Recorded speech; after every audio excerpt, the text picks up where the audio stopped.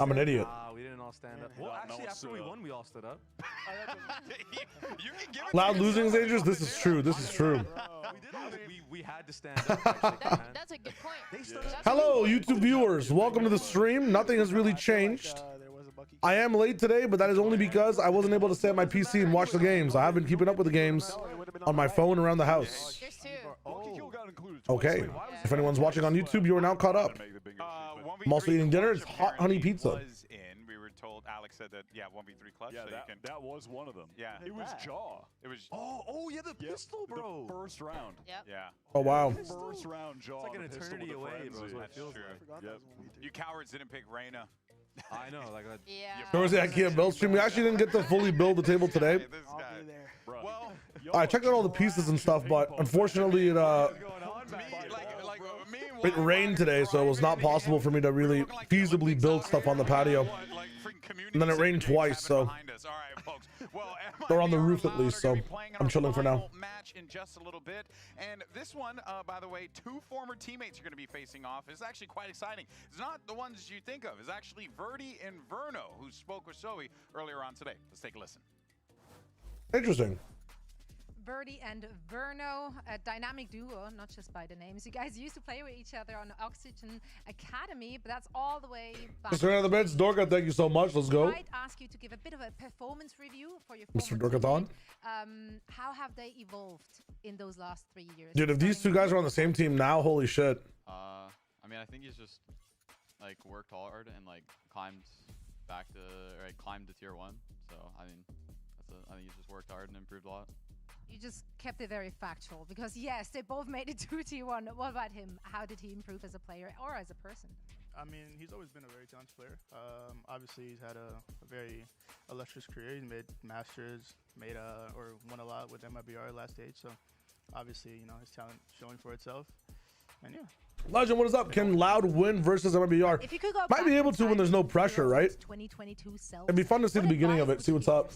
For this journey to make it here to Some media training where we've done wonders for Verno. I mean, media training or like the proper questions. There's always two ways to go about it. Always a lot to learn. I think like Levin from Fortnite opened up my eyes on like how you can talk to some players who are a lot more closed off and a lot more like focused on the game. Yeah. What about They don't really go for the most standardized esports questions. You got to treat them like you got to treat them like your boy in a sense. It's weird. It's very weird. Shayo, what do you think about the Americas playoff bracket now that it's set? We're grateful to have you both here. Best I of have to luck check it today out, in and then I can do videos about pick'ems on it as well, which is kind of exciting because I missed it on the other brackets. Close your eyes, please, right now. Everybody close your eyes. Dryad decided to go with Cloud9. All right. It's not what it seems like. So you just say, hey, Leviathan versus we C9. were friends. Holy shit. We're friends, right? G2 versus 100 Thieves. Not anymore. No. NRG had the first slot. You jinxed them. What year am I in? You just get it. You just That's get it. so backwards. I think it should. Let her get away. I know they can't be from the same group, but man, what the hell is this? Surely these two should be swapped, man. It's just not fair. Anyways, Crew and EG in the lower bracket again. Where have I seen this bracket before? I feel like I'm having deja vu, man.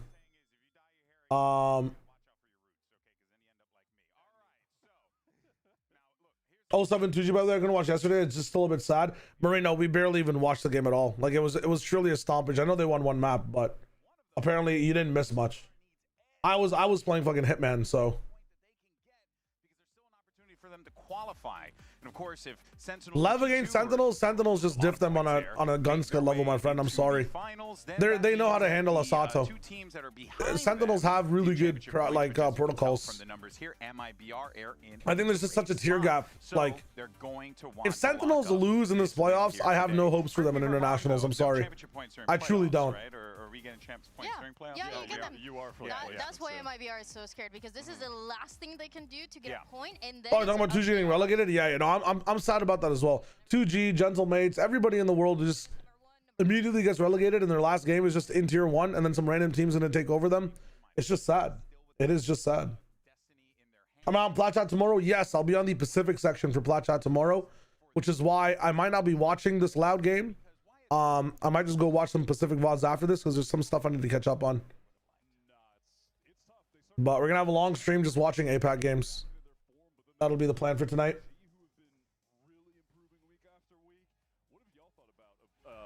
Just kind of that group in general, but like MIBR, NRG specifically, those two teams are looking nice.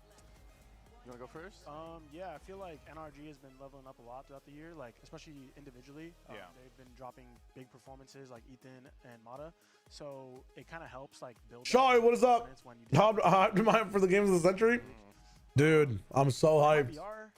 It's gonna be so sick. Started off really good this year, and then I don't know what happened, but I just saw the team play like. Let's go, Pacific Shout. Make Kirk give you hosting rights soon too, please. I'll get hosting rights when I can make it on time for episodes. I've been late to 2 Black Chat episodes so far. One of them is the in real life one, and one of them is the last week's one. Who's winning in Americas? G2 or Sentinels? Don't even mention another team. Honestly, I think I could mention another team because if Sentinels don't look good in the upper semifinals, if they struggle versus Cloud9 or Elevated Talon, NRG could have a good chance of getting to the grand finals. 100 Thieves with some good 100 Thieves with some good changes as well could make an upper finals run too. If the introduction of Leaf in these playoffs is not going to be the easiest thing for G2 to rock with overall. The IRL one was not my fault. I truly left like I left to be early for that one. I was very excited to get to the venue early for that one. And I live in the city. I understand Toronto traffic, but I got hit by double traffic, which never fucking happens. Like Mississauga, the city I live in, does not have traffic. I just got hit by one road closure, which is kind of unfortunate. Here's the thing, Aspas is at risk of missing champions, which is kind of wild to think about, considering firstly that he is a world champion, but also many still consider him, Baby Bay, to be the greatest player in the world, and it's kind of wild that situation that we're seeing from him. Yeah. One of the most Are you streaming Pacific games? I'll be streaming the VOD reviews I'm doing, Legendary. And then when it comes to the actual playoffs, I'm not sure if they're going to be overlapping with China or something, but I'm not going to be streaming Pacific on my channel for now, just because I don't have permission and I don't want to step on any shoes at Riot and break any rules, so to speak. Would love to just be casting the game someday. So he's been grinding a lot, so I think he's going to bring an A game. Yeah, well, of course, Aspas. Pacific doesn't overlap with China, then I hopefully have the chance to. I mean, go for the 3-peat this year. Okay, I'm gonna try it now just so you guys are used to it, because this is something that might happen on my channel for champions. I might not get permission to watch champs. If that's the case, what is this board? If I don't have the permissions to watch champs, I'm just gonna be putting up my face cam and using a website where you can have my face cam and a live stream synced at the same time. So I'll still be live. You'll just have to put in an extra step to watch me with the game, which will be annoying, but it is what it is. So I'll try that out for the APAC finals. What do you mean there's a chance you don't have perms for champs? Listen, Zen, I'm always very realistic with how things work inside, the ecosystem in the back. What is this bit, by the way? Yes, that is Ascend. That is Ascend. Breeze and KO were released. The Perseverance Rover. Jesus. Perseverance Rover. No, that was Wally. We prayed, NK. We prayed. The Worm was the hit movie Dune, starring Zendaya and Timothée Chalamet. That movie What came the hell? out around that time as well. Also, Ender's Cousin. So pretty much, that's what happened back in 2021. Long time ago, friends. Wait, that's Breeze. Bro, That's Breeze. Yeah, Breeze came out in 2021. I just got done playing a match, man. Figure that out. But guys, in just a few moments, we're going to clear the shenanigans on the couch because Mimi and Ender are going to be here with map 1. You got MIBR versus Loud. You don't want to go anywhere. It's going to be an exciting game no matter what. Let's see what happens, and we'll see you on the other side. See you on that battle bus. Beep, beep. Hell yeah.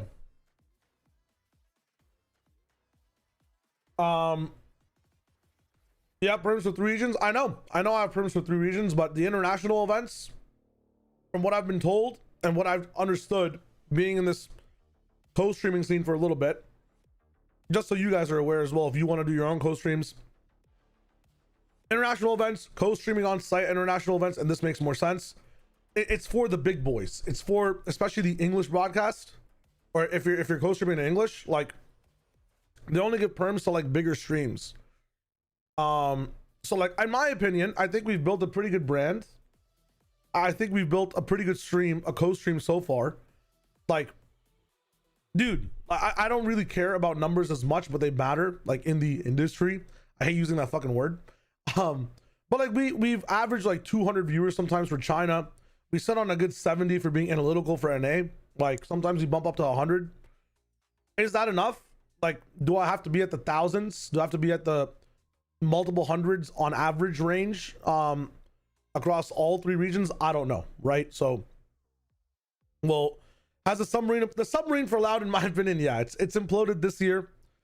We're gonna rebuild, reapproach it in a different year. But for me, listen, I tried to make a call. You guys saw this team at its peak. They looked really good. On their peaks, it looked really good. But just like a mountain covered by clouds, you weren't able to see the peak as much, right? Just like a video game that might be down for, you know, like a live service game you can play with your friends might be down for patches too often. You weren't able to play and see peak 24/7. You know what I mean? So as a result, Loud, a little bit of inconsistency. It's unfortunate. You need to sign to a team to be a content creator. He is. I'm not signed to YFP, so to speak. We're like affiliated with each other. There's no contract by any means. I want to help them out as much as I can. They're helping me out as much as they can. But that might be a solution as well. Is this the first time Osmos has missed playoffs? That's a good question. They're talking about his first time as missing champs. I'm not sure about playoffs.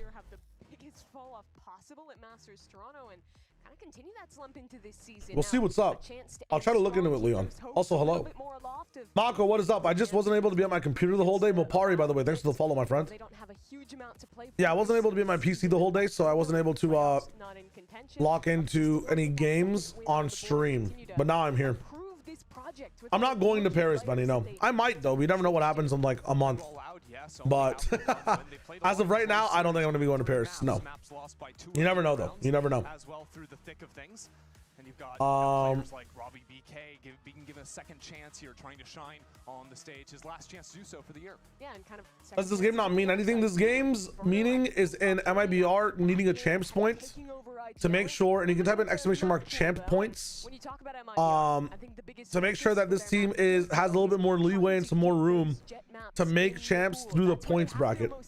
Otherwise, they're playing double duelists, which I don't think. Not skipping MIBR allowed after all. I'll watch a little bit of it, Neptune. Let's just see the first game. It's Icebox. Let's see how everyone's playing. Luke Show, the nuke show up in business. Yeah, this has always been Osmos's best map. You can handcuff yourself to Sideshow if you went to Paris. You're not wrong. You're not wrong. I definitely could. Is also dominating on and they are both these individuals on the couch are looking fashionable today. Facts. But we've also seen Luke Show's Omen be so impactful in previous showings on Icebox. And if we look at these comps on paper, I like the Omen comp a lot more. I think on defense, I am caffeinated as hell. That smoke on belts, how much pressure that provides on your attacking side. What the hell? Having options to TP top tube and lurk through mid. There are so many champs points you can bring with this comp, while still giving agents. Could hijack the stream to bring up Spank Theory. Yeah, and this rookie has been so. We'll see what the plan is. Yeah, MIBR is at 8 points, which means that any team at, I mean, I guess Leviathan. We're over it, but no, he's been so. I don't even know. If MIBR have 9 points, then, dude, even then, I think like MIBR need to win this, and Leviathan need to get like 4th or something. I don't even know what it is for like them to make it. There's a chance. There's a chance. I think a lot of this is gonna go down to Verdi. It's some weird shit. Didn't have a lot of time to show himself. Can you tell me if I should have any hope as a DRX diehard fan of them doing anything at champs? Inshallah, Talon gets squad wiped by Jemkin. Listen, I know the team's not been looking to be at their peak / precipice of years of old. You know, 23, 24. I'd say like mostly 23, but very passive setup for Loud, just those with Abyss coming back with a little bit of a map meta shift, And especially like the pressure of a champions, I think DRX are used to that, right? They should be much better at LAN. Hello, Pogpig. It's Senji 2 first, second, and 11 third makes MIBR going fourth. I see. The alternate IGL, but the call comes in to go back and deal with the flank. 3 players that would be sick. have moved up here. Cortezia to find it first. Some good shots out of him, and the support from his team has arrived. Loud. Remember, I need G2 and Sen to be first and second, and Lev have to be top 4. Some things up, but still taking their time. Spike a little bit. I think they have to literally be third though, because if any of these other teams get 4 points, they just beat MIBR. No one's spotted this out. Osbos can't see top sight from his position. It's a bit of a disaster for MIBR's every single player. Right? Like C9 really needed that win. If C9 were at 7 points, that'd be sick. They go really quickly into the 3 pushing through B up, getting contact from. Yeah, but even then, I'm just thinking about it. Like, if any of these teams get 4th, they get 3 points, and they overtake MIBR in champs points. So how do MIBR even qualify? I'm so confused. Get to go in, start applying pressure there, and then it's just so hard to win either battle for MIBR. Tiebreakers involving 2 teams. Kickoff, stage 1, group stage, and playoffs. Head-to-head match record. Interesting. Plants are going to be something we're going to be taking a focus on for MIBR on this attacking side for sure. Yeah, I don't know. Everything to me looking at these champs points is screaming that a team where when you watch them play, be it the MIBRs just aren't making it. What 2 Americas teams you want to see at champs? Personally, other than G2 and Sentinels, I would love to see NRG or 100 Thieves at champs. This rendition of 100 Thieves would be really cool to see at champs. And it can be hard to speed up into the B site when these one-ways are just recycled over in B main. You've got the Viper Orb for the gas, then you have Luke Show. Yeah, I'm straight up wondering how this works. And you see that smoke getting thrown over. Someone say fuck Brazil? No, no one said that. No one said that. Hello, Donner. How's it going? Piece of the pressure that the Omen is helping to provide can. Apparently, only Americas is the head-to-head breaking in that order. Okay, so MIBR is just going to be winning the head-to-heads. But again, if Leviathan get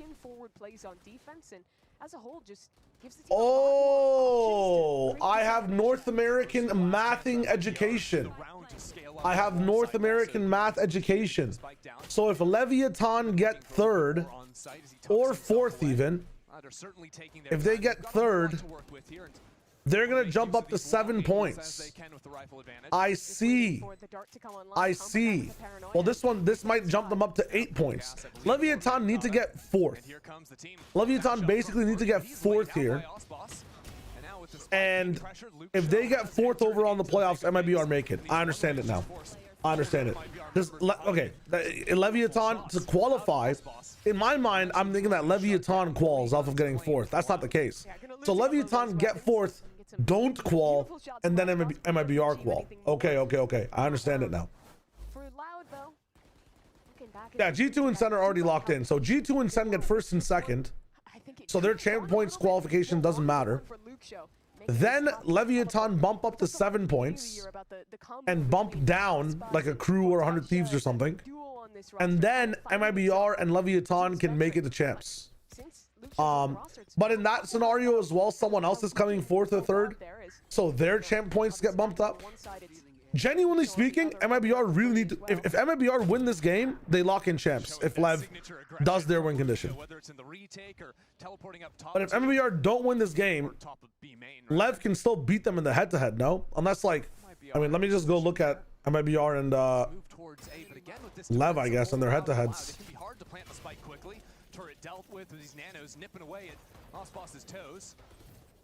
Lev, MIBR. Lev have the better head-to-heads from what I see.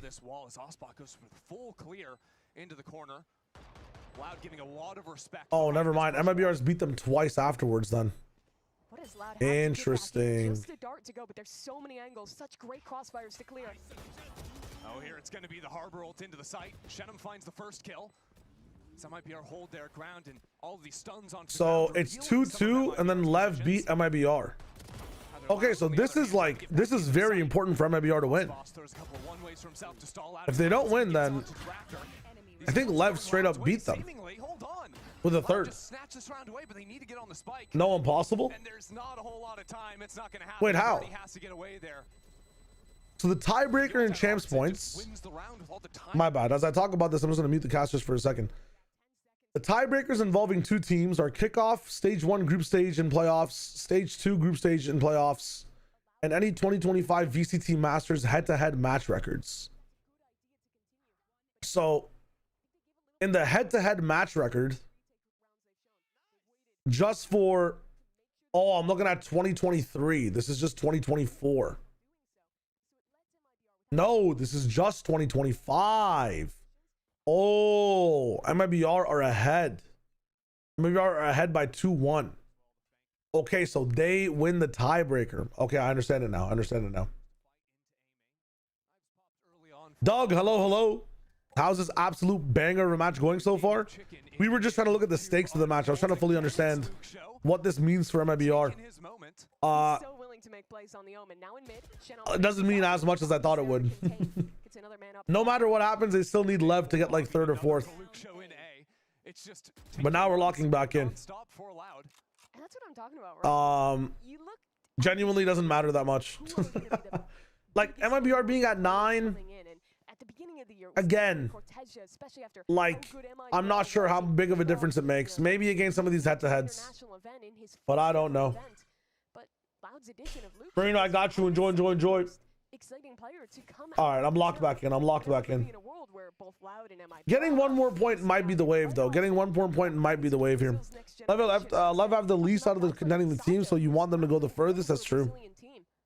You like Oxy International? I'm not sure if Cloud9 are ready, but honestly, maybe they are. Maybe I'm just a C9 doubter. Uh-oh. Robbie BK. At least I can get VFL points. Holy shit, he's got the fucking... Dude, Robbie is like a Cyberpunk 2077 character, man.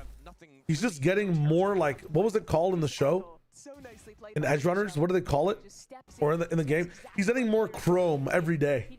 He's just putting more chrome on his body. He's got the whole ass arm. And now he's got the fucking nose thing. Then he'll have like a thermometer tapped in. Have a fucking engine attached to his like wrist as well to be able to flick faster. He goes crazy, bro. And then he'll get cyber... I mean, he's had cyber psychosis in some of these games. He had cyber psychosis in week 2, don't get me wrong.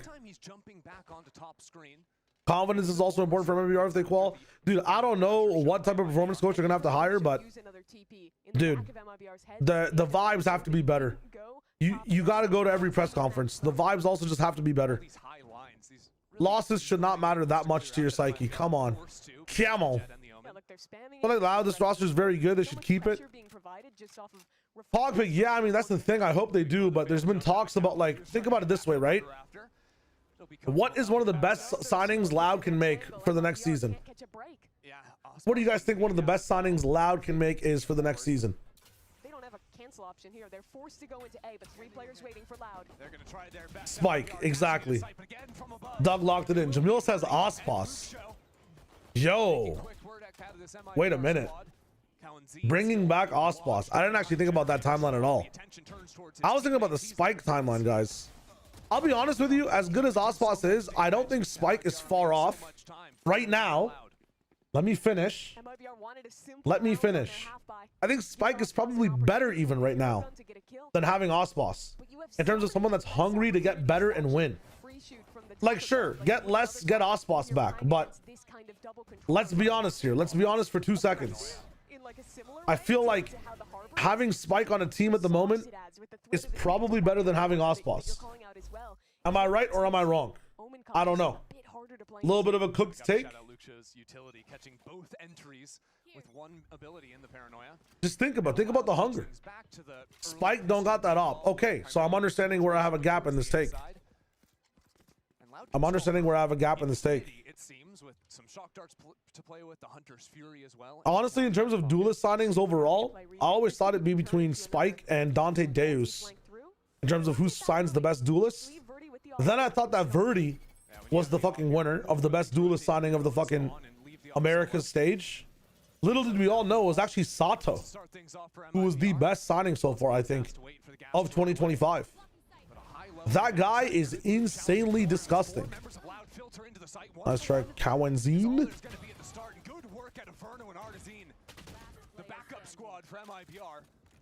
Yeah, I think like the ironically weird thing is at Champs Paris, probably at KC Arena, you're rooting for KC to fail, so maybe Sadak comes back, but I feel like he's like a face of that org now, so like we might not even have that as a possibility. Like it's so, everything is so like weird right now in Portland and Valorant. I don't know what to think of it. There's got to be more Brazilian IGLs out there that we should be poaching, picking up, and looking at. Maybe someone from I forget what that team was, Team 6 or something. What was it called? 6 something. Second best team. Who's their IGL? Who is it? Zolo's IGL as well. Why don't we have him? That means this operator's going to get no value this round. I don't think Verdi was seen. Check 6. GG. Hello. 6-7. Okay, you guys are fucking 6K. That's what it is. There we go. 6 karma. Yeah. Like we look at these challengers teams that were second as Zolos, like who had good ideas. We're getting out fragged. Like maybe pick up some of their leaders, have them lead some tier 1 teams. We have to tap into tier 2 when we can, man. You know what's on Robbie's hand? It's like it's $7 trillion vibranium from Wakanda. It makes sure that whatever sense he plays on automatically just readjusts to his brain waves and lengths, so he can aim. Like depending on his call, like his sense will just switch. It's crazy, but it's $7 trillion Wakandan merchandise. You know, he's in Battlefield 6 after this. I might be inclined. I actually might be inclined. Concern about his left shoulder, so he falls off site, and this is Loud taking their time. I need to VOD review Pacific, Doug, for what's it called? Thingy tomorrow for Plat Chat. I know you're on Central. I'm not sure how long you're gonna be playing for, but I need to watch the VODs. But I might play some. I'll play like a map or two of BF6 in between the transition of this and APAC. You're on Eastern? Okay, bet.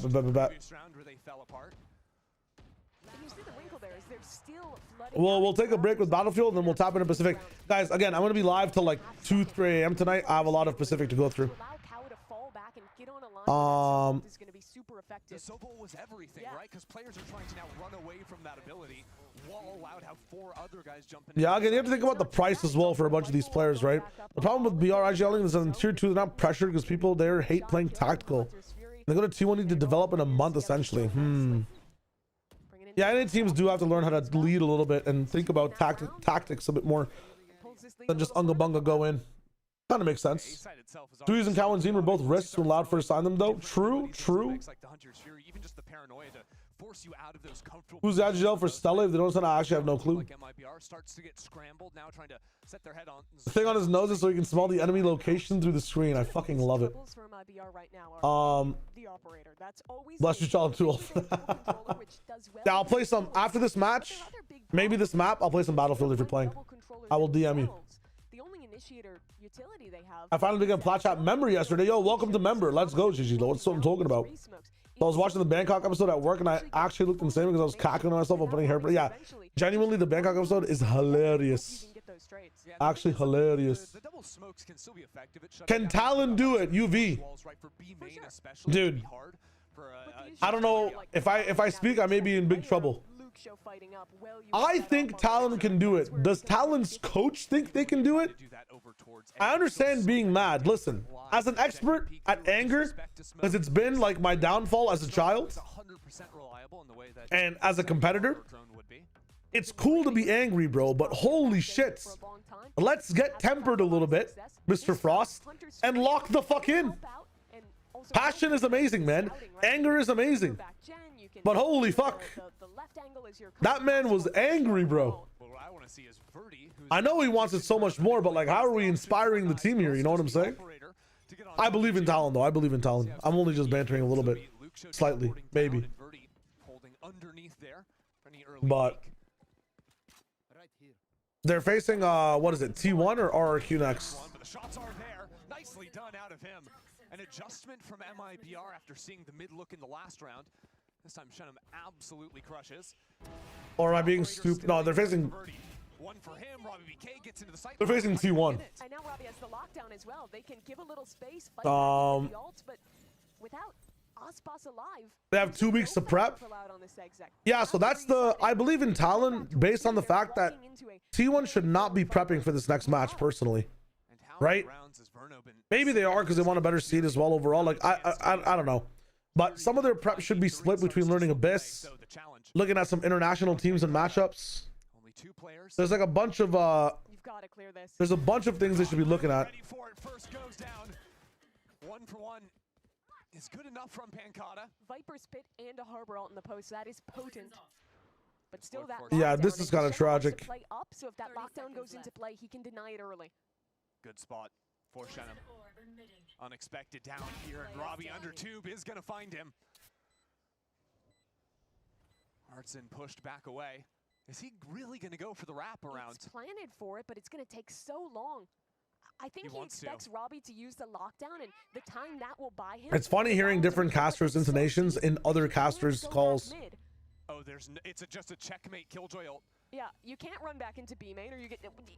He needs Artson? Are we saving? He's back on yellow, so they don't stick to Loud? Are we defusing? Now he starts sprinting forward and is oh my god. to try and help him out on the angle, but Verno goes wide, already stuck at the half. And Loud will be able to take this for themselves. That's so brutal. You saw his thought process, looking for that reflank, then thinks, oh, I can go back into sight. No, just full stalled out by the ultimate. Too much to I just fucking got hot honey all over my pants and my hand. Actually, not on my pants, just my hand. Actually, not even all over my hand. We're chilling. The pizza slice is cold. Robbie didn't get shut down up top either, and just a calamity. But it's exactly what we were talking about, right? It was all of these tough. Why do I always call this ultimate? What is it called? Ragnarok. What is it actually called? Nowhere to run. He's tired of not using that. Hello? How is Luke Show here? How does he have that as an angle to peek? Luke Show, why? Still looking for the moments this time. Reckoning, that's what it is. Thank you. Oh my god, what are we doing, bro? Why is Ospas fucking Super Mario every time he plays this map? Why is Shenum swinging this?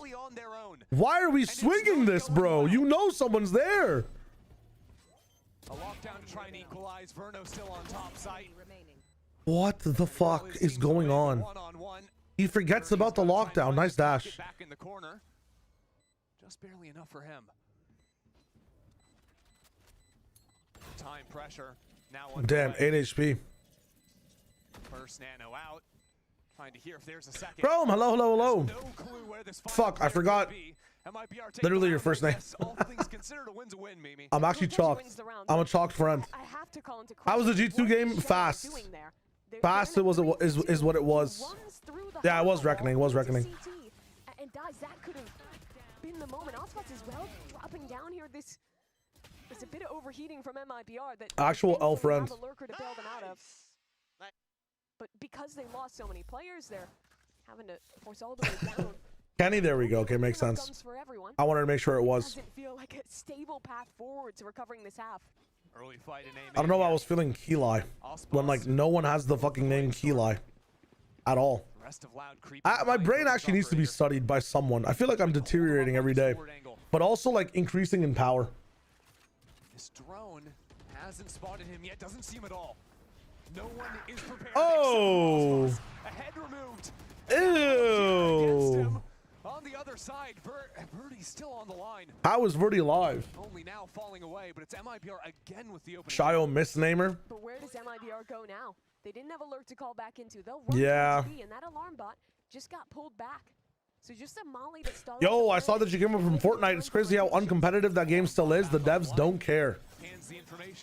Yeah, I don't know what they're changing up nowadays, but I do know that they are focused on making sure the game is the best it can be, you know? The game itself? Oh, I think it's just your teammates. What the fuck? Ospas is still here. The game itself has done wonderful things. The competitive side of things, I'm not sure if it's gotten better or worse. The game was entertaining, Doorbell. Yes, Baby Bay was popping off in both maps, actually.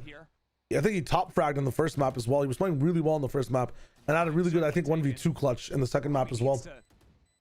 Get a little bit of confidence, take some of these fights, but he waits for his teammates to group up with him. Artson holding him down.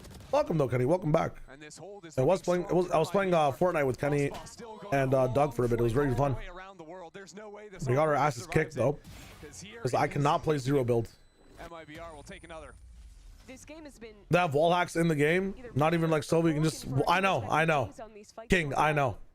Is it in comp though? The fact that that shit get like leaks in the comp is crazy to me. Genuinely crazy. It's thanks to that incredible shot from I actually had a lot of fun. It was hella lit. My job when I'm playing Fortnite with friends nowadays is to like not remember anything about my past. Because if I remember how good I was, if I remember that building exists, because I'm always playing no build with people nowadays instead, I start to rage. I start to get so angry. You think zero build is harder than build? For me, absolutely, because the way I play the game, the way I approach Fortnite as well, it's very, very build-pilled. I don't think that the game, the map, everything about Fortnite was not meant and built for zero build at all. I'm not sure about the maps now. Like, I know they've taken that zero build into account now for map design, but even then, I think the game was never made for zero build ever. Everybody has way too much HP in zero build. You have like a 50. I'm gonna just talk about Fortnite over this game real quick. They have like 50 overshield on already what is 100 shield, so it's impossible to kill people. Clutching in zero build is fucking absolutely impossible against a 1v3. Zero build just goes against everything. Verno, no way. Can Osmos do it? Why don't these guys stick? Why don't they just play the win con when they have numbers? It's crazy. Holy shit, one smoke really blocking so many people far back? Wow. Interesting. Save IBR. Who's winning Americas now? G2. It's just got to be by the bundle. It's got to be one of G2 or Sen. I don't really see another team getting too far up in the business.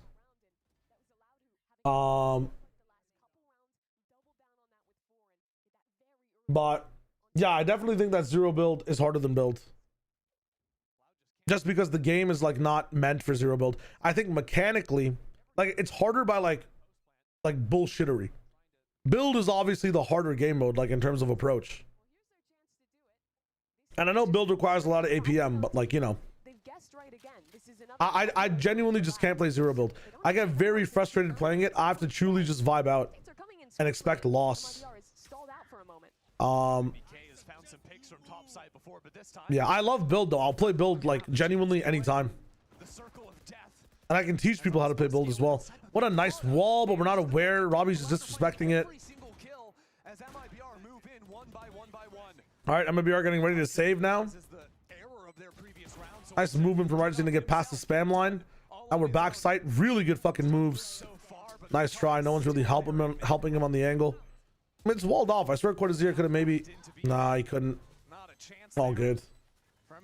I think it's the Lev wins Americas. True. It's a lot more fun to play that way. Expect to lose and just run it. Kenny, my mind is like so not pilled that way. I don't know why. I don't know what it is. I'm such a need to win guy.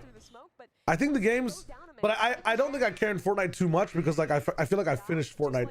It's the same thing. I don't care about losing as much in League, like with friends, or like even Valorant if I'm playing like unrated or comp. Like it is what it is. Games you finished, you know. But next time we play, let's play a little bit of build. Trust me.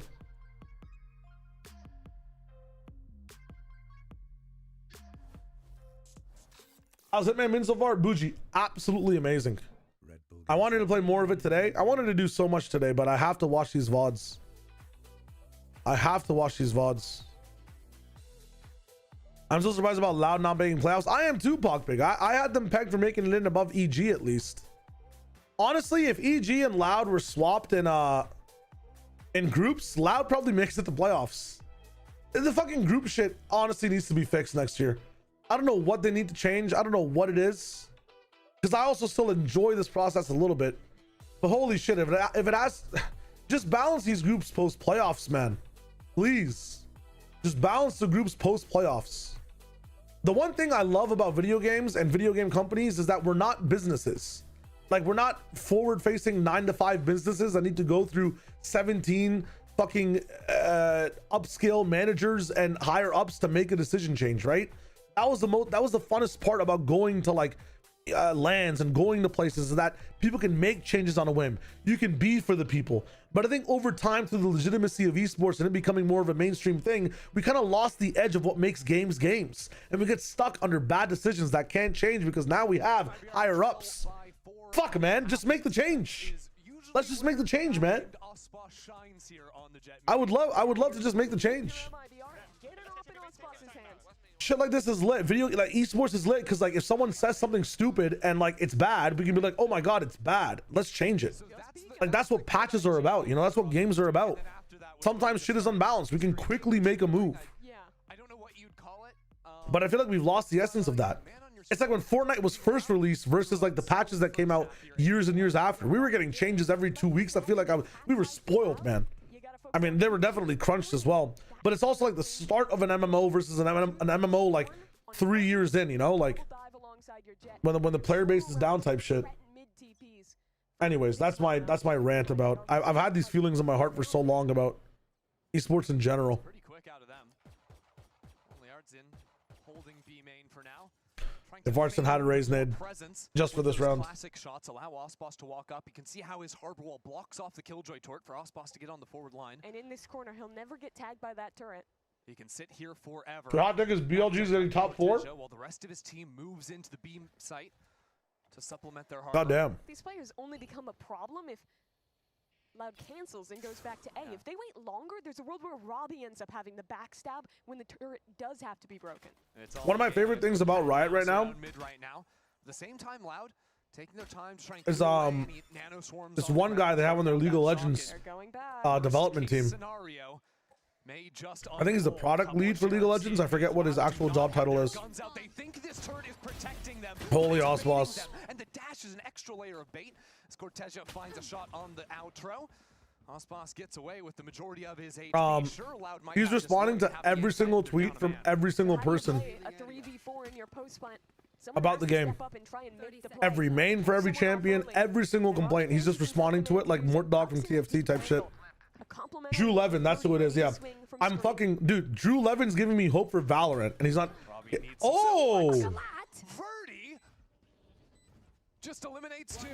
Now it's Loud in the lead. Robbie still ew, Robbie. He does nicely for his nice round. That was such a nice shot out of Verdi. Show me the collateral. How did that happen? Yeah, maybe slow it down. Leave is the most overrated player. Really chilled. I think you'll have to provide the music. Let's see this one. I think that's your job. They just perfectly line up on the swing. Oh. Okay, the slow motion sound effect. It's kind of like a song. That was nice. A little flare there.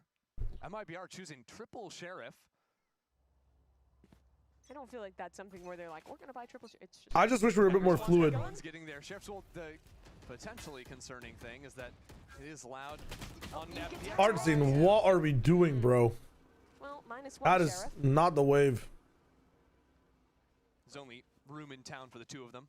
It does make me sad watching Loud as well. They do have a lot of potential. Calmly make their way through B main. You can see how they kind of that pizza looks good. It's like a New York style pizza from Pizza Hut with hot honey. It was totally fake with those I haven't had pizza in so long. Like, maybe he's just full baiting and the reswing is eventually going to come. Not today. MIBR was playing a lot more passive instead. Yeah. Loud are too many steps ahead of MIBR right now. It is nice. They're thinking too hard about it. MIBR would literally just buy sheriffs, see if you can get a pick on your own. The freestyle round. Robbie's kind of in the same mentality. He's walked pretty deep into A here. His alarm bot did just go down in mid. But no one's really in a position to actually test that. Once again, Loud just going to fake this presence into A and move back into lurk. But if Robbie falls, it could be a problem. He's on 47 HP. EDG don't make champs. Would it be shocking? Absolutely not. No. EDG have been playing abysmally this stage. It's just this year they have a lot of champs points, so they might just be able to do it. But you're basically asking if they flop in the playoffs, so to be shocking. I don't think so, no. I mean, honestly though, they have so much time to review. You know what? I might actually even answer yes to that. At this point, yes. Because you actually have so much. China's been given such a blessing to fix so much and watch so much early. Come on. Are we getting guns? Are we dying to spike? Ospas is still on B site, by the way. He thinks someone was embedded yellow going for a late lurk against them. I mean, there was a time, Donner, that sometimes he's just Demon One was really, really good, though, no? And would you have him as top 2 or top 3? It's a noble venture. It is indeed. In that EG run? But the threat of orbs to the other side is great. Venom finds one. There's Pancata, so Loud Sheriffs are gonna run in for maybe some. Actually, that's a Spectre in Kawa's hands. Why are they? Okay, that's fine. Choosing to exit towards CT there and giving away another gun, but all's well that ends well. Hold on to 2 weapons. Maybe he's trying to ask way too many questions and be way too analytical for this game. Worst of the options available, so we won't even don't even hate it too much. No. So all right. I know they're practically qualled already. It's true. It's just. From Loud, get that. Obviously, kind of lucky kill with the player phasing through, mistiming that dart. Whoa, that was a beautiful combination of utility and a swing timing in B main. Yes. To punish. She's not buying it. Okay. Yes. No, I wasn't buying it either. I was completely lying. You make a great used car salesman. Are Loud the used car? That's I don't think any team, especially like rookies, wants to be called They're like a 100,000-mile Corolla. It's like what? Man. And well, it's not going to get them quite all the way to the B side. Holy shit! Under tube. The axle has been snapped in half. More like 60k miles. Yeah. Only the newly replaced. I don't know enough about cars. Luke show is going to get them back into the side. But we're in a 2-on-4 now. What are these guys talking about? So hot. MIBR Yeah, it's not a submarine. It's actually a used Toyota Corolla that can be very easily mixed up. Oh, this is bold. Nice, Verdi. Nice try, should I say. Pushes Kawa away from the site. Yeah, can he? Robbie can. That's Wakandan nose tech. So he's able to actually breathe. He's able to breathe enemy positions through the monitor. Taking their time, playing for the utility. This is a comp that they've been playing for absolutely forever. And the oh, it's Cove. Countering out the Guardian. Bullshit ass character, man. Placed behind the wall. So MIBR take their 5th round and beat by beat. Needs to be clutch by clutch. Showing these next few rounds to give a little hope in the second half. My concern is that the way that MIBR have handled the economy, despite having won that round 15, is no. Maybe Americas is actually gonna be so good. I'm hyped to watch it. Ospas fought a round 2 sheriff, which is it's fine, but I think Harbor you need to value. have someone who is taking the sacrifice for him to get that up online, because it's such a win condition for them. There's a world where there are 0 Ospas operator rounds if Loud win this one. Well, looking at Artsen's money, if again it is an MIBR win and the rest of the team can buy, he should be able to go for an op. He's also got that Armageddon on lock if MIBR need it to retake towards the B side of the map. You know, that Harbor ult can be so impactful, especially if it comes into those retakes like you're saying. Cowanzine got chipped down pretty low early on here as MIBR is on a very passive setup, just looking to deny that. After this map, we're triggering a bunch of Genji fans. Main control is so easy with the Omen in the comp. The smokes to cross. Oswald's finally going to APAC next year? No. To double dive with the I don't think top yellow, like he's so valuable to give away. Have the trade. That's why MIBR, or rather Loud, are so confident to default into this space. And this is the kind of round that Loud loves to play. Leave Robbie alone, go for a 4-1. The problem is they actually haven't put very much. I don't think he wants to live outside the Americas. Now. Yeah. If he did have to go to somewhere in APAC, top with a boost in snow. I don't even know. 4 players ready to retake. Where would he go? Quickly, Luke show stunned up, knocked out by Artsen. Our eyes move to Verdi. Trying to like maybe the site. The rest of his team moving back towards A with Robbie BK on this lurk into Ospas. Which team has like a leadership duelist problem? Solo players trying to make some kind of a mark, but they just fall one by one. And has a lot of money. If Robbie kills Ospas, A's open. You can actually call that rotate. Maybe he goes like Team Secret. I think it came too late to try and double back I don't know. into A. Look where the red X's are on the map. Maybe Talon make roster changes. Already, like in a position, fighting into Snowman.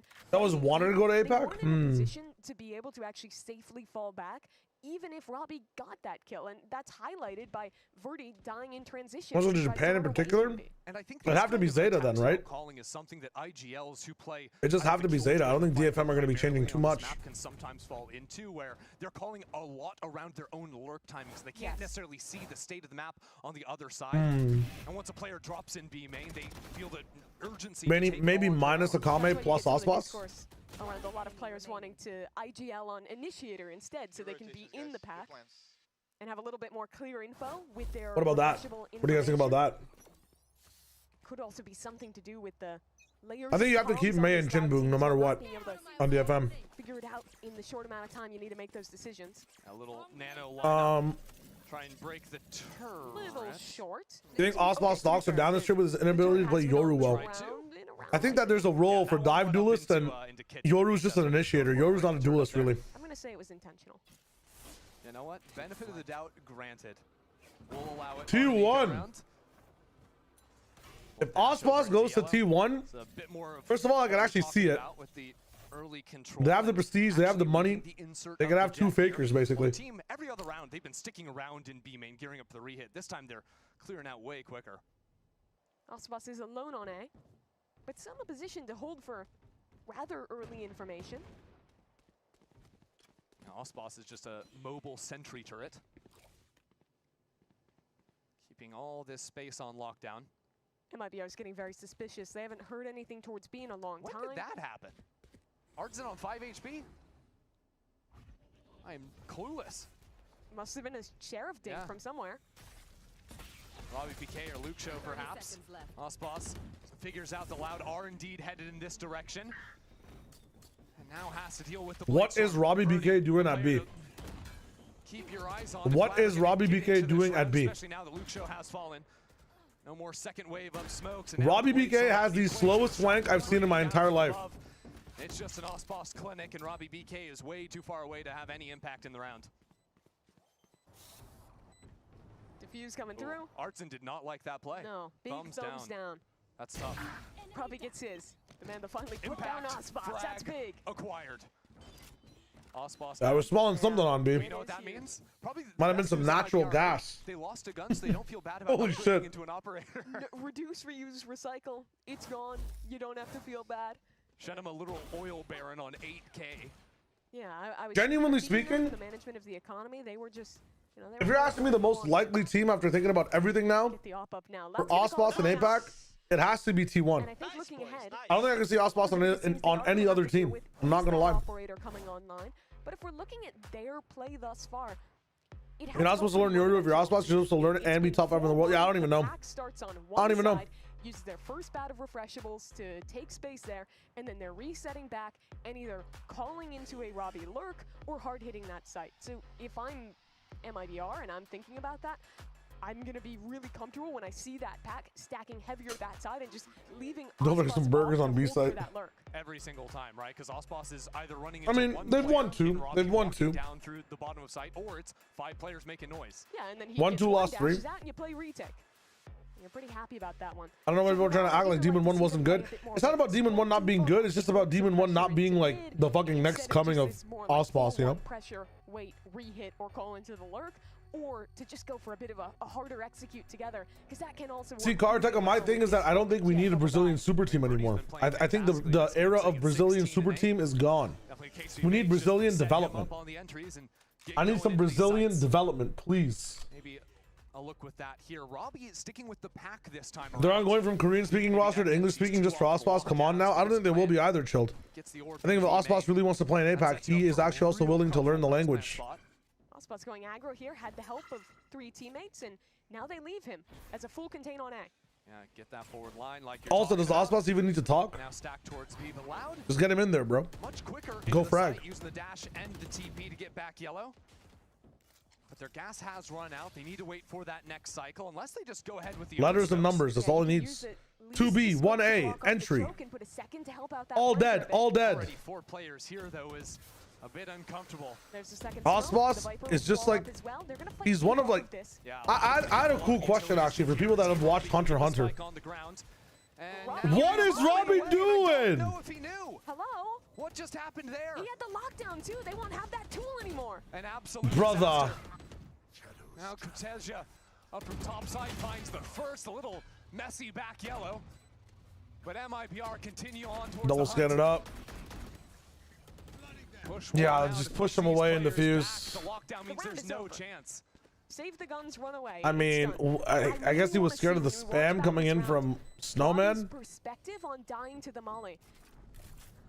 I don't know if Again, he both just thought these it was a teams, tool. I don't know why he you did like get are decayed, going but against that's stats so what I'm much thinking. He and thinks the aren't damage running is coming from the stage. decay, But and- he didn't Genuinely. even move, really. No, he was standing in it for a good 5 seconds. I am. Maybe it feels good, you know? It's like one of those massages. I didn't where love the- just lose. The fish eat Nano you. Machine Sag. No? Okay, let's see this one. Here he is. All right. Taking the plant. And While then ago, they remember will when go Oswald saying he was learning He just thinks Japanese, it's so the Zeta decay DFM because he maybe. realized it's a molly at his If that combined with looking at minimap very Riddler Order Ascent could be options for him, what's Riddler Order Ascent? Shame, what are we talking about? I didn't realize Boaster was on the call with me right now, helping out all fellow IGLs. Oh no, just so boring to watch. I was about to say which players are like, which players would you say have passed the Hunter exam inside VCT? First honest A approach in the half. Well, this is the time where there's a Viper's Pit ready to be activated from Shenum. There's full. Oh, Riddle Order's a tier 2 team. Okay, true. Yeah, I think Oswald's going to tier 2 might be a wave as well, just because of how much how busting the Japanese tier 2 system is. And this lockdown, not very good, because again, you can just Pot fall attack. back for a second out of your Viper's Pit. It won't go down through the duration of the lockdown. You can get back in. Birdie, understanding how Shenum wants to play this angle, but he can't stick around for much longer than that. Not with the decay. While Shenum goes flying into the site, shorty in hand. I mean, his team is not behind him. He just full took this with confidence. Oh my God. Slowly drones in around the other side of main, and now with the ping. Wow, of the dart, Shenum. Shenum finds All right, his when mark. are we going to start defusing is the question. Okay, we. As MIBR continue forward on the approach. And Kata held. Wow, Don't they have to managed a defuse at kill. some point? But the pit is still up. They can just stick onto this spike for Verno. And look at Ospas, he's still gliding down at them. There's just no real way to hold them and the spike at the same time. It is over. Wow. Defused, even as the kills go Loud's way. I forgot it was one up Get top. all the kills, but they won't get the round. MIBR True, up to Bachman. 6 in a row, or 5 in a row rather, off of winning that one. And I mean, Shenum is a psycho. The way he played that, he's No, they have basic comms in English. I'm pretty sure. Into his pit. Boaster The nearest teammate is in Timbuktu. That is peak has Shenum Boaster one right finished there. a Hunter exam. If he dies, I think that Boaster kill probably falls, finished 100 exam. It's you're true. looking at a round where MIBR You watch 100 episodes of probably Hunter loses. and nothing And this happened. is You're not allowed. wrong. So You're not look wrong. towards getting match point in this one. And looking to get a little bit. I don't think Hunter x Hunter's an anime where things happen. Like on my rewatch as well. Snowman with the fake Hunter x Hunter is just like a watching people explore a world, the anime, and you just learn about the world. Ospas has the operator in hand, and with Cortezia locking down mid. It's just kids having fun. All over the place. Great work out of Luke Show, keeping things afloat for Loud. That spike is still stranded under tube. Minus something plus Ospas might be one of the worst roster moves of all time. I'm not gonna lie. To allow smokes to be dropped down. Verno holds, but They would lose so players much. allowed managed to retrieve Holy the shit! spike, Extraction taking him out of the successful. equation as well. Let's go. And Shenum, who tapped into so much in the last round, now forced to do it in a 1-on-3. The paranoia to push him back. No chance. It would be a fun team. Don't get me wrong. It would be a fun team, but I feel like it'd be such a downgrade. From every angle. It would still have an essence of fun though. It'd be crazy W gaming, but they would lose like a crazy role player in something, man. Such a crazy role player. Back Snowman and get the opener onto Artson. I keep falling asleep while we're almost tied. Gigi, I wish I was you. Creative plays you can do with this I wish I could opener just around the finally opener rest. around The New York global smokes that he provides. I usually am on stream. I'm just kind of caffeinated today, so I'm chilling. That's gonna break this streak. I've eaten the za though, and I have some waffle fries, so Still have off money. I should be knocking out in like an hour here. Leaning heavier over towards B this round, and this is allowed that is starting heavy into A. All right, well, let's wrap this up. Oswald has the op. It's on the wrong side of the map. Robbie just calls for an accelerated play here. Hit these breaks after taking that early fight, waiting to reset for that next way in. Verdi's really worried that Ospas is top screen on a passive Out of a bar, line, Verdi's really worried. but he's not here today. Verdi's really worried. Still got a dart for when the Seems like he's in a hurry. Shoots like Steph Curry. The Molly hit the wall and got stuck in it. I think no, bounced off, went the other Hit a way. headshot. Now his opponent's words are slurring. Verdi, the sacrificial lamb, up forward on site. Okay. The first line of defense for Loud as MIBR gear up for the retake. Smokes in, utility to follow, and now the It's time for a reckoning. enters the equation. Shenham is struck first. Okay, guys, just move out of the circles, guys. Begin to close in. Loud force That is not where you want to be, Robbie BK. You should go to goes Maze. down with the ship. The rest of Loud escapes the lifeboats. Nice try. But they're not going to have any impact from back there. Cow and Zine faced with too much in the front of him. That'll put MIBR up to 10. Harbor's just so good as a retake agent. That reckoning coming online very quickly. Combine that with a wall. Yeah, you either have to play like completely off site there, or like I don't even know how you try to counter reckoning really. Win that one. I think we need to see Loud taking a page out of MIBR's book in the first half and being a bit more proactive at playing up in these post plants. Obviously, it's harder when your opponent has reckoning, but there have been other rounds too where they're playing these very passive post plants, get pushed off the line, and then just get checkmated by the Harbor Co. Yeah, Mimi has a point. Shenham was so nice up on Rafter. It's been a menace from that spot, you know, whether it's taking the deep line or the round before, just running through his own pit without a fear in the world. But it will be Loud now to call a timeout. One round successful for them in the last 7. It's been a really tough streak. Cowanzine 1 away from the ultimate this round. What can they try and cook up with that? They've found a lot of success of actually getting into these sites. All but one of this streak of rounds that MIBR has been winning has come from those retakes where they just looked so confident. Sorry, President needed to know something about some global conflict going on. I have to answer. To fighting deeper in their post plants. I keep jumping in between extremely caffeine sensitive, like I have a sip of coffee when I have a heart attack, to caffeine immune. I'm also on that same roulette wheel. We need to get out of this caffeine Vegas. Further back, like past screens and fight players up, so you can. How about predicament NK? They have to do a capture or they just insta die. I would be down. Behind these walls. Loud to recognizing that we're nearing the end. Even with some Random question, Shy Wizard. Do you think that 2024 Madrid era Loud could have succeeded into this year given the time? Raindrop fan. I wasn't actually able to watch too much of Madrid myself, so I can't really give you an informed answer on that roster, on what happened.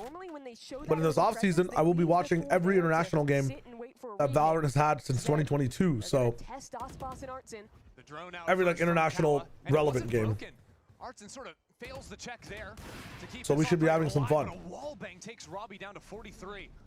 I'm mostly a 2025 watcher myself, but I've got Project Rewatch coming in. We played a lot of rematch. Oh, nice try, Osmos. Nice cover from Verno though with the ultimate. Good swings from Martin. It's just a little bit late always, man. I feel like MIBR have the right idea, but who was that team we were watching yesterday in EMEA or 2 days ago? Maybe it was yesterday. Who was it? EG versus they're gonna be in position to flood forward. Verno has shots. I don't even fucking know. They have a molly. There's so many great tools for MIBR to tie this game. MIBR thinking that was a fake perhaps. Was it EG versus 2G? Swing into them, so they Were they facing 2G? Is that what their opponent was this week? Sorry, I'm like zooted out. Almost an advantage for Loud. Where everybody just kept peeking yay in like so hard to work back in through. what's it called? In hell, like 1 by 1. They played Furia. Okay, that makes more sense. Deals with him. Because I don't think 2G would have done that. Walk into the spin. Down low himself. The spam is good. That spike still no pressure on it, but Shenham secures the kill through the smoke. And we're all tied up, Mimi. Had to be Robbie, and he couldn't do it that round. So it's MIBR winning out yet another retake. They've just looked so good in those kinds of rounds. Credit on that first off shot. Yeah. To help out Ospas. So no, look like TMV. No. He didn't have dash. He didn't even have cloudburst, but gets that first kill. No. Let's just have GE do Udatan Ospas double duelist. Rotates to come in and trade him out after his death. I think he's gonna want to go for a Japanese team. I was thinking about GE as well. It was the match that created Loud and the match that Saucy get eyed by Fnatic. Interesting. Team Vikings versus Gambit from Champs 21 is one of the most important VOD matches, unironically. Really? Okay. I might 2021 is just too many matches. I feel like I won't have enough time to do 2021 to 2024. Or 22 to 24 I can do, and then I can do 21 later. And they've cleared a path into the site. Loud even on the half fire, still fighting there. Oh my god, Luke Show. Oh! Holy shit.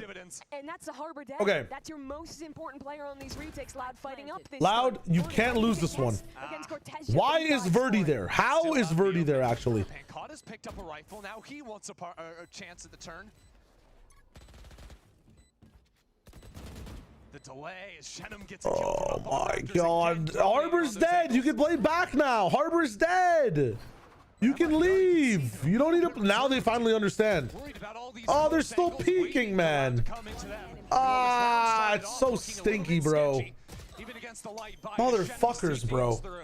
Why? Such a great start to that round. Getting into the site, getting a 3v5. You guys are losing a Harbor, and you killed Harbor. Just back off and play numbers. Wait for the tap. Wait for the tap, bro. Historically, MIBR, both you guys have been tapping so late.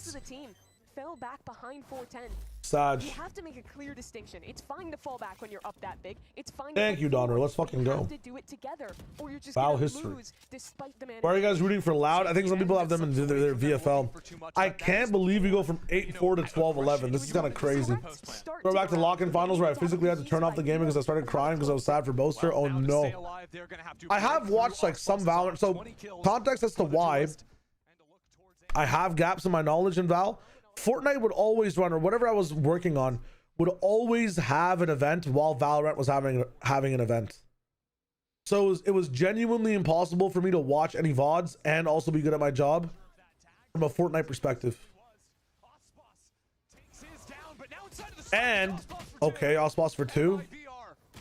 Holy shit, they're doing it. Just eviscerate Loud in A main.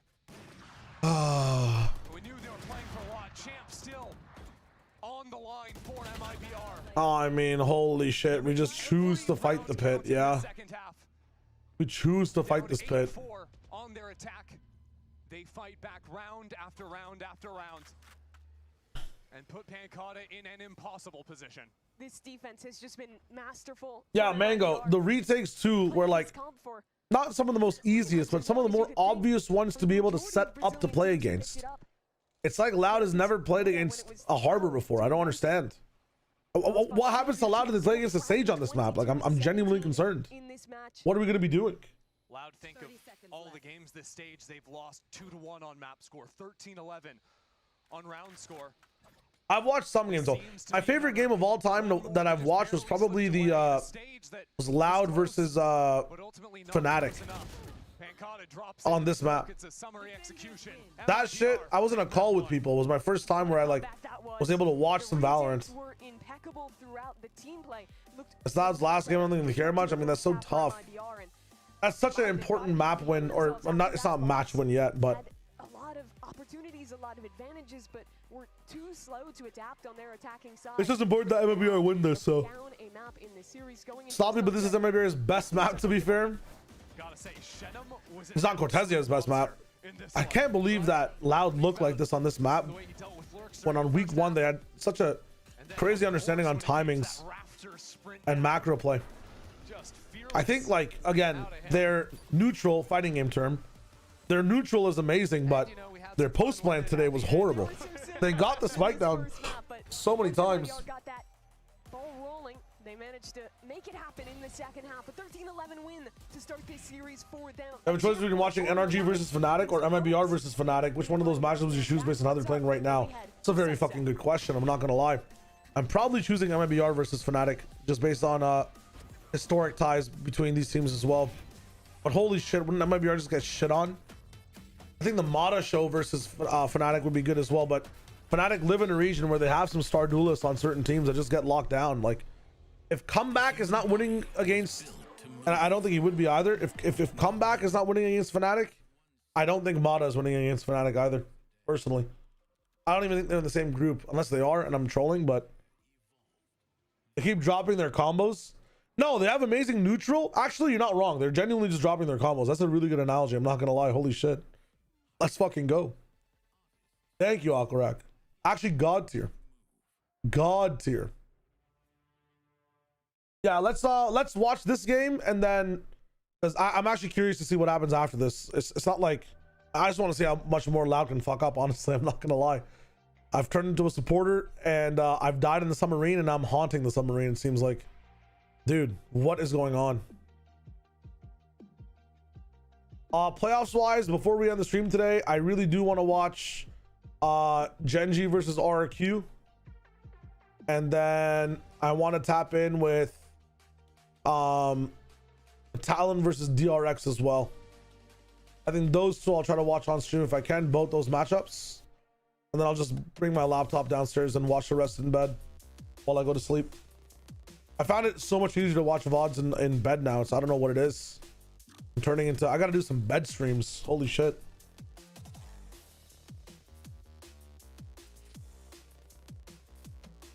But I'm talking, I don't even know if I want DRX at champs. I want to see what DRX are all about right now. I feel like I wasn't really impressed watching them in the groups, but maybe they've improved a little bit overall.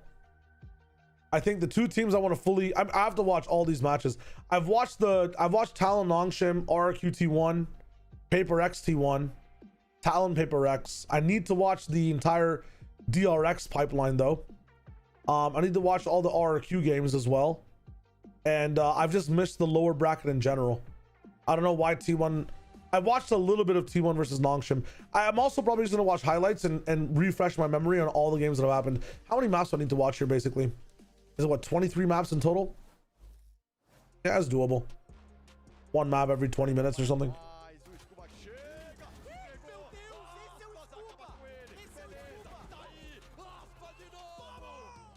Vamos!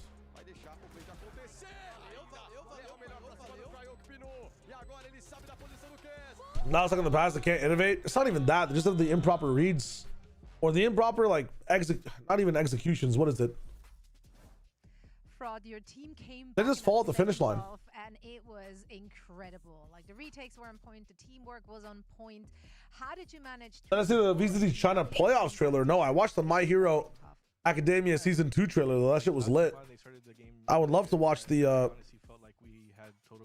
I'd love to watch that trailer. What the hell? I like that shit. Let's go. Mistakes, sort of like lack of discipline in some plays, and we felt like we were kind of in control even though we lost pretty badly that first half. But yeah, the guys kept composed, and we've been really working on that to, regardless of the score line, just try and play a good game of let's go. Second half showed that. Station Playoffs is an era of negativity. People are like, wow, I hate these teams. They're not going to do anything. And then bam, EG wins champs. You got to have hope. Like Zoe said, you got to have hope. Dig deep and were able to pull off the win despite a great start, an 8-4 half for Loud going into the second. And yet MIBR brought it back. I mean, crazy stuff, guys. They had me believing. They had me believing. Yeah. And then the belief died. And it was died. false hope. It was dead, buried, and MIBR, they just don't lose on this map. What can you say? I mean, it really is the case. What was it? 7-0. 7-0. Jeez. 7-0. That is very impressive. And of course, a big part of that was early on. I mean, we were kind of noticing a Dryad. Like, we were seeing Aspas, you know, with his effectiveness. I'm done with it this morning. I had to watch Mongols lose a close 3-0 to Spirit in CS. I saw some, like, I saw some stuff on CS from my, or on Twitter from my CS mutuals. Being sad about, I'm never watching Mongols again. Kind of tough. Kind of tough. It seems like he was going to be able to close out the series with the way that he was performing, but of course, Aspas, as he goes into the second half, was able to do a lot more. For me, in this stage, I think a lot of Loud's best defense sides have come from when they get the economy rolling, to the extent that Verdi can op frequently. I think yeah, he's shrewd. A really talented opper. Welcome back, by the way. Loud are suffering, my friend. That 8-4 just wasn't enough to actually then get them the win when they get onto it. Watch that China trailer, or I'll watch it without you. Okay, hold up. Gets rolling with the op on his comfort pick of Jet on his historical best map. Yeah, it's wraps. It's GG's. Being undefeated on this map is incredible for all of Americas. Just nobody can take down Aspas. We got 3 minutes. We have a Twitter quality video to watch. Let's tap in.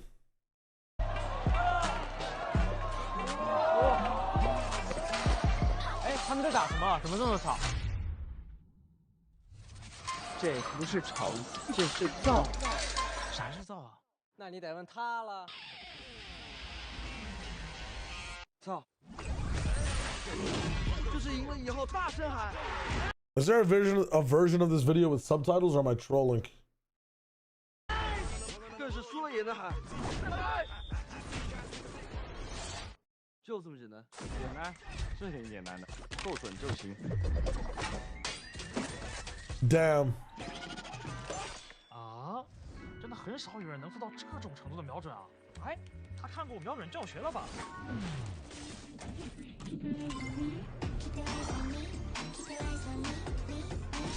I swear I've seen this Clove cosplayer like at least 5 times.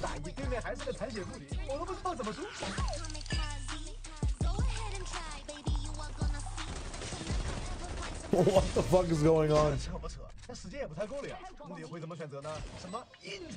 So it was on Weibo right now? Okay, makes sense.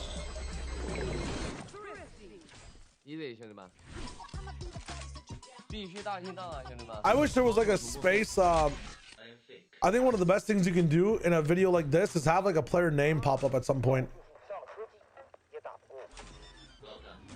What the fuck? This is crazy production though. Right. Okay.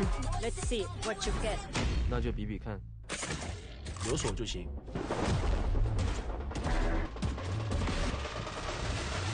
等一下，我不太懂招，我喜欢进步，是因为我看到弹道。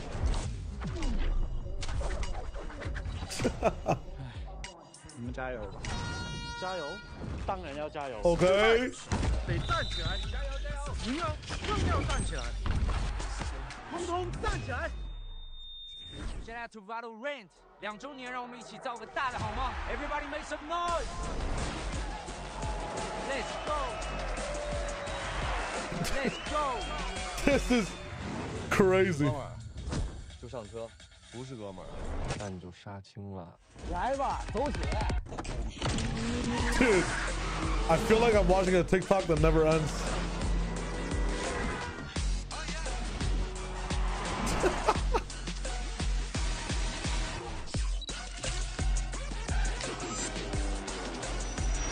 You want to play? Let's play. What the fuck is going on?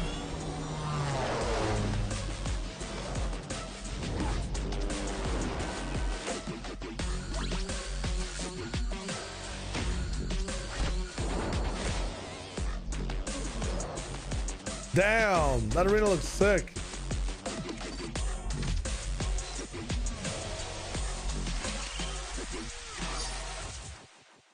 Damn.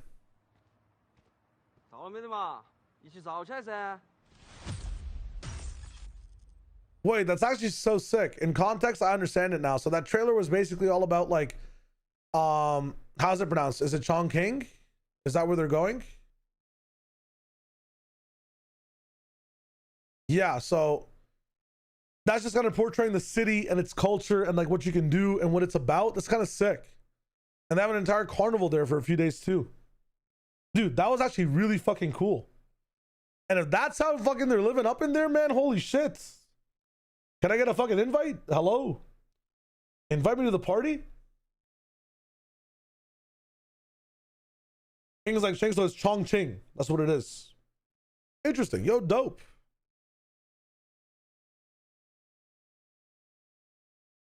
It's Chongqing. Okay, okay. Who's moving there and why? That's where the playoffs are for China, Super. That's where all the players are going, and that's that a huge shoot, I guess, all around the entire city. That's really fucking cool. I love that. I actually love that. That was really fun to watch. Holy shit. I know CS is not your thing, but are you aware of Phi CS2? It's a CS caster that's been leaning into storytelling content. He also did it for Yu-Gi-Oh! And it's excellent content that we could use on Val. Karateka, he's actually one of my really good friends. And we have a bet to see who can hit 1 million subscribers first. I think it might have been 100K. I forget which one it is. And whoever ends up getting more subscribers than the other or hits the goal first owes the other person 3 months of salary. or something. It's a stupid bet I made to try to start making YouTube videos, but that didn't even get me started on making them. Fucking love Fi though. He makes amazing content, and it's dope to see his journey all throughout CS. I've got to catch up to him though. I got to catch up to him. I've wanted to make a similar type of content in Valorant, but again, I've had dreams and aspirations to make a variety of content that hasn't come out yet. So let's see what I can do by the end of the summer. Yeah, it's funny. I feel like you were just on the analyst test making that. MIBR was supporting left for top 4, but do they want left to go to grand finals? No, they want them to stop at top 4. It's a really weird thing to root for. They were excellent on this. GF knows a little bit, just a very little about VCT, but she knows about the Sufat baby chant. Yo, let's go. Hey, let's go, Carter. But yeah, I love Fi. Fi makes some of the best content, and not only that, like pre-content as well. He was a really good caster, very good caster. The city is one of the most technologically forward provinces.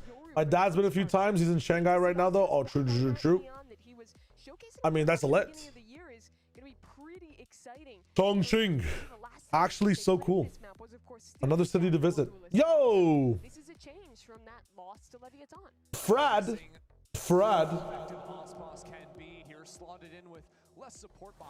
Thanks for the prime, my friend. Welcome to the stream. Really appreciate it.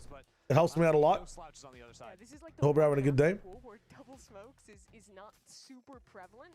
My friend Frad. Really interested to see what Artzin is going to have. Everybody get more Chinese now. I've only been to Beijing, but I actually want to go again. Yeah, let's go, Steven. I would love to travel literally everywhere in the world at least once. That is my goal. Before I die. MIBR looks like they want to fight through this smoke and at least cut off that area in front of their Viper wall. Yeah, because MIBR. John ironically asked when Sufat baby plays. Yeah, my wife loves Ospas. I think even Sufat baby after Toronto as well. That is nice. Him and Ospas gonna slowly shy. I had to ban her from the Enter Care Center when Ospas was here. Smoke goes up to It's a whole thing. It's a whole thing. It's a whole thing. That's not to come. There's still two players holding onto the space. Okay, Luke Show, what the fuck? A monster. Luke Show, not a. Up on a ship on A, just have Omen here. Does Pancata have Paranoia? It's not Pancata, it's Genom. He does have Paranoia, so not hit it immediately though. My sister knows Texture because I talked about him and showed some clips. Joyous guy. Texture is very joyous. I feel bad for Gen G, man. I knew it'd be one of the teams not making it all the way towards champs. Like TMV and I talked about it. Like we agreed that, you know, the cheeseburgers always have the same toppings, right? Like Pacific usually sends the same 4 teams to champs. Or you would assume that this year would be a cheeseburger year, you know? Like T1, DRX, Gen G, and PRX. It's a simple cheeseburger year. The gap isn't that close between other teams. But RRQ was always in the question. But then it's like, if RRQ are making it, what team's not making it? And we were kind of in agreement that it might be T1 or DRX. This was pre-playoffs bracket, by the way. But now it's like, you know, it's very clear that it was Gen G, which is so tragic because I feel like they're the buns of Pacific. No time, unfortunately. I mean, they are buns apparently, but I thought they were the most consistent team out of all of them. It's just holy shit. But after not hearing anything except the neon rotating, they bide their time. Instead, take that. They literally are the buns, though. Thanks to being only the Viper there, the second they get this kill, it is such an impossible. I love Beijing. I was born there. My parents were there for like, I want to say close to 10, 15 years. Yo, let's go. Coming through as well. It's like a low-key north and south mixed dialect. Interesting. That's really cool, Gigi. Let's fucking go. Food suggestions from Shaq. Go. Pizza with hot honey on it. Thoughts? Thoughts? Not buying in pretty heavy this round. A very different pace of play on the Cypher instead of that Omen. But Luxo's equally willing to take those risks on the Cypher as well. Weetabix with milk. Good shout, Zen. I didn't get to see these comps either. Yeah, breach from MIBR, man. We're playing in the year 2020 fucking not 5. Now this wall that was thrown down doesn't actually have a pocket for Osmos to play with in the corner. Dude, I feel like Deadlock on this map is just too good. Too good to pass up. MIBR just the forward post on A. Verno on the jiggle. Caught on a bad timing, but he should be all right. Oh, he's going for it. Wow, just through the smoke. But this is again a Luke show with a ghost. It is chilled. It's so good. It makes the pizza a bit sticky, but oh my god. There's still 2 players in backside. Pancada and Kalanzine, brothers in arms, have to somehow get back in here. But it's now down to 30 seconds left. Kalanzine slips through the smoke. That'll be the first. But still the support is no, Osmos. You had the round. So it's 2-on-2 now. You had the round. Maybe a little bit early. What are we doing, Kalanzine? Nice timing. You know how close he is. And Pancada in a 1-on-2. What the fuck? Pick up the Phantom. Pick up the Phantom. Yeah. Oh, you're about to get boomed. He doesn't know if it's being stuck. At some point, he's going to run out of bullets. Stop it again. MIBR going to swarm. Wow. Wow. Picking things loud to take away this bonus round. They did not have anything going into this round. Just the right call on the stack and a classic that gets way too much value.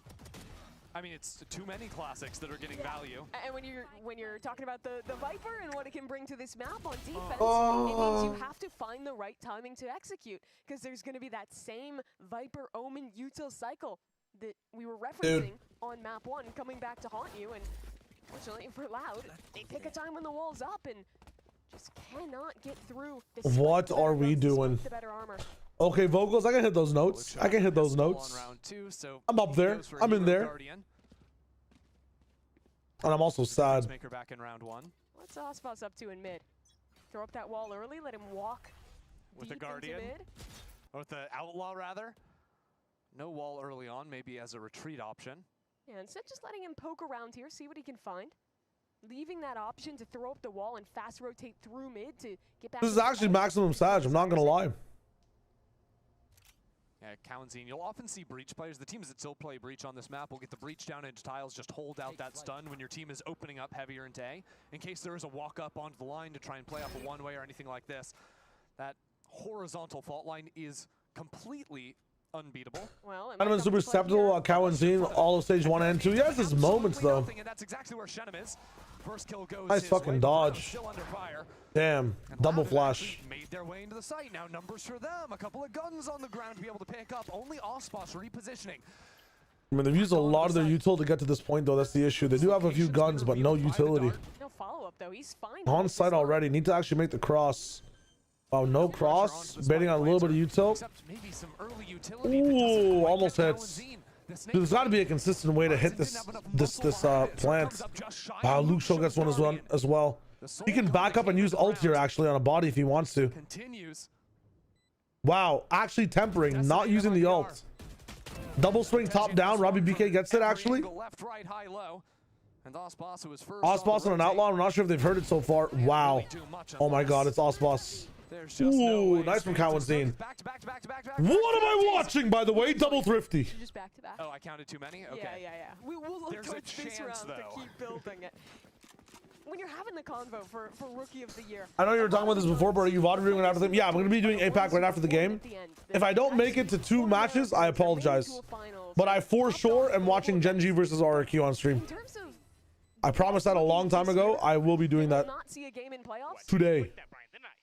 Then I might just like chill in bed, watch the rest. I would argue that it has to be Luke Show. It's Sunday, so a lot of my friends are probably chilling around as well. It's nice to catch up and socialize a little bit. I've kind of been in a dungeon in my room for the past week, so. All the way up in the front. The rest of the team a little bit slow to assist. Wah. And a classic Loud round. Make noise with 4. Let the lurk work. Nice shot from Osmos. I almost want to pronounce Farad's name as Fragadier instead. Pushes Kalanzine away, and Luke Show in top mid.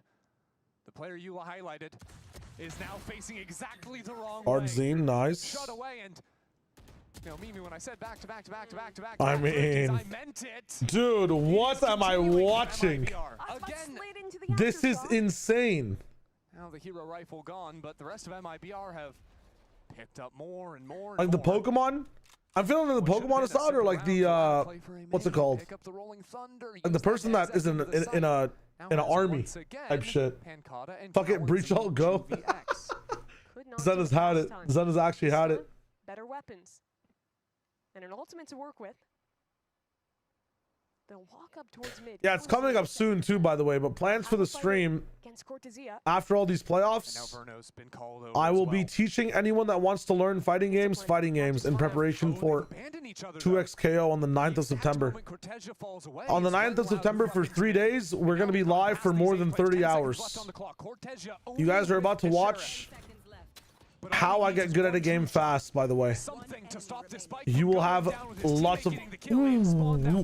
Ooh. And MIBR will take it. Damn. Not even the plant had insult to injury. Oh, Brigadier. I don't know why I said Fragadier. My bad. That's on me. That's on me. I'm having a hard time believing that we live in a world where Osboss and Durka will not be at a global event. I mean, hold up. There's a chance for Osboss, but there's a much higher chance for Durka to make it. They have, I think Vitality have a chance to be that 4th seed, Dreadhead. But you're right. The fact that it's not guaranteed, it's a new era of Valorant. I mean, and it's another round with 2 guns. Right. So we already know the. They fired me back at my setup at school then. Let's go. At school by then. Let's go. Hype up hype. They're gonna work their way into mid. They're gonna get a lurk up there. I'm trying to find the funny. I can't see the funny. He said funny glue. Funny glue. So it's more glue funny-ish. Yeah, for a second I thought it was reminds me of the Gen G RQ game, really. Maybe too flashy. Interesting that Loud want to play this round 4v5, 3v5. Something's telling me maybe they're not actually winning this round. Don't speak too soon. Dude, I am genuinely fucking going crazy. Put Verdi on Yoru. Okay, I think Verdi's a dive duelist player. I won't sell any more lies. I'm just not going to. We're just gonna let Kaunzine and Verdi walk into the angle. Nice mechanics there from Osboss. This is very curious. Osboss is still just alone on this angle. He's gonna swing. Oh my god, I am degenerating. The team with the guns wins just like intended. A flawless antique. Round of applause for honesty in my Valorant game. It had been evading us for a little while, but MIBR locking things up. Just kind of bullying on these slide off angles. Yeah, I thought they were going to try and fight up through mid and get the pick there, but instead... Bro, I'm farming first bloods, bro. This is honestly unbelievable. No, I believe it. Verno MIBR's comms are always so calm. Calm. Super willing to take those swings. I'm in an angsty edit of Dirk a little bit ago, and then we started looking up a bit, but I fear we're back in the pits. More edits are needed. More edits are needed. Get back in the lab. Your edits are what matter the most.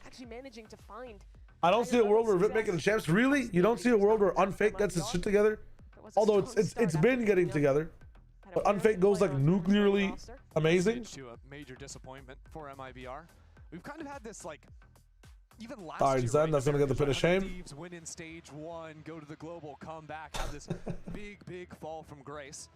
Weren't able to move on after that. The difference is this year we have 2 teams that have. Dr. Saban, I'm looking at the chat. Yeah, they don't have to like do anything crazy. They just have to make it to 4th.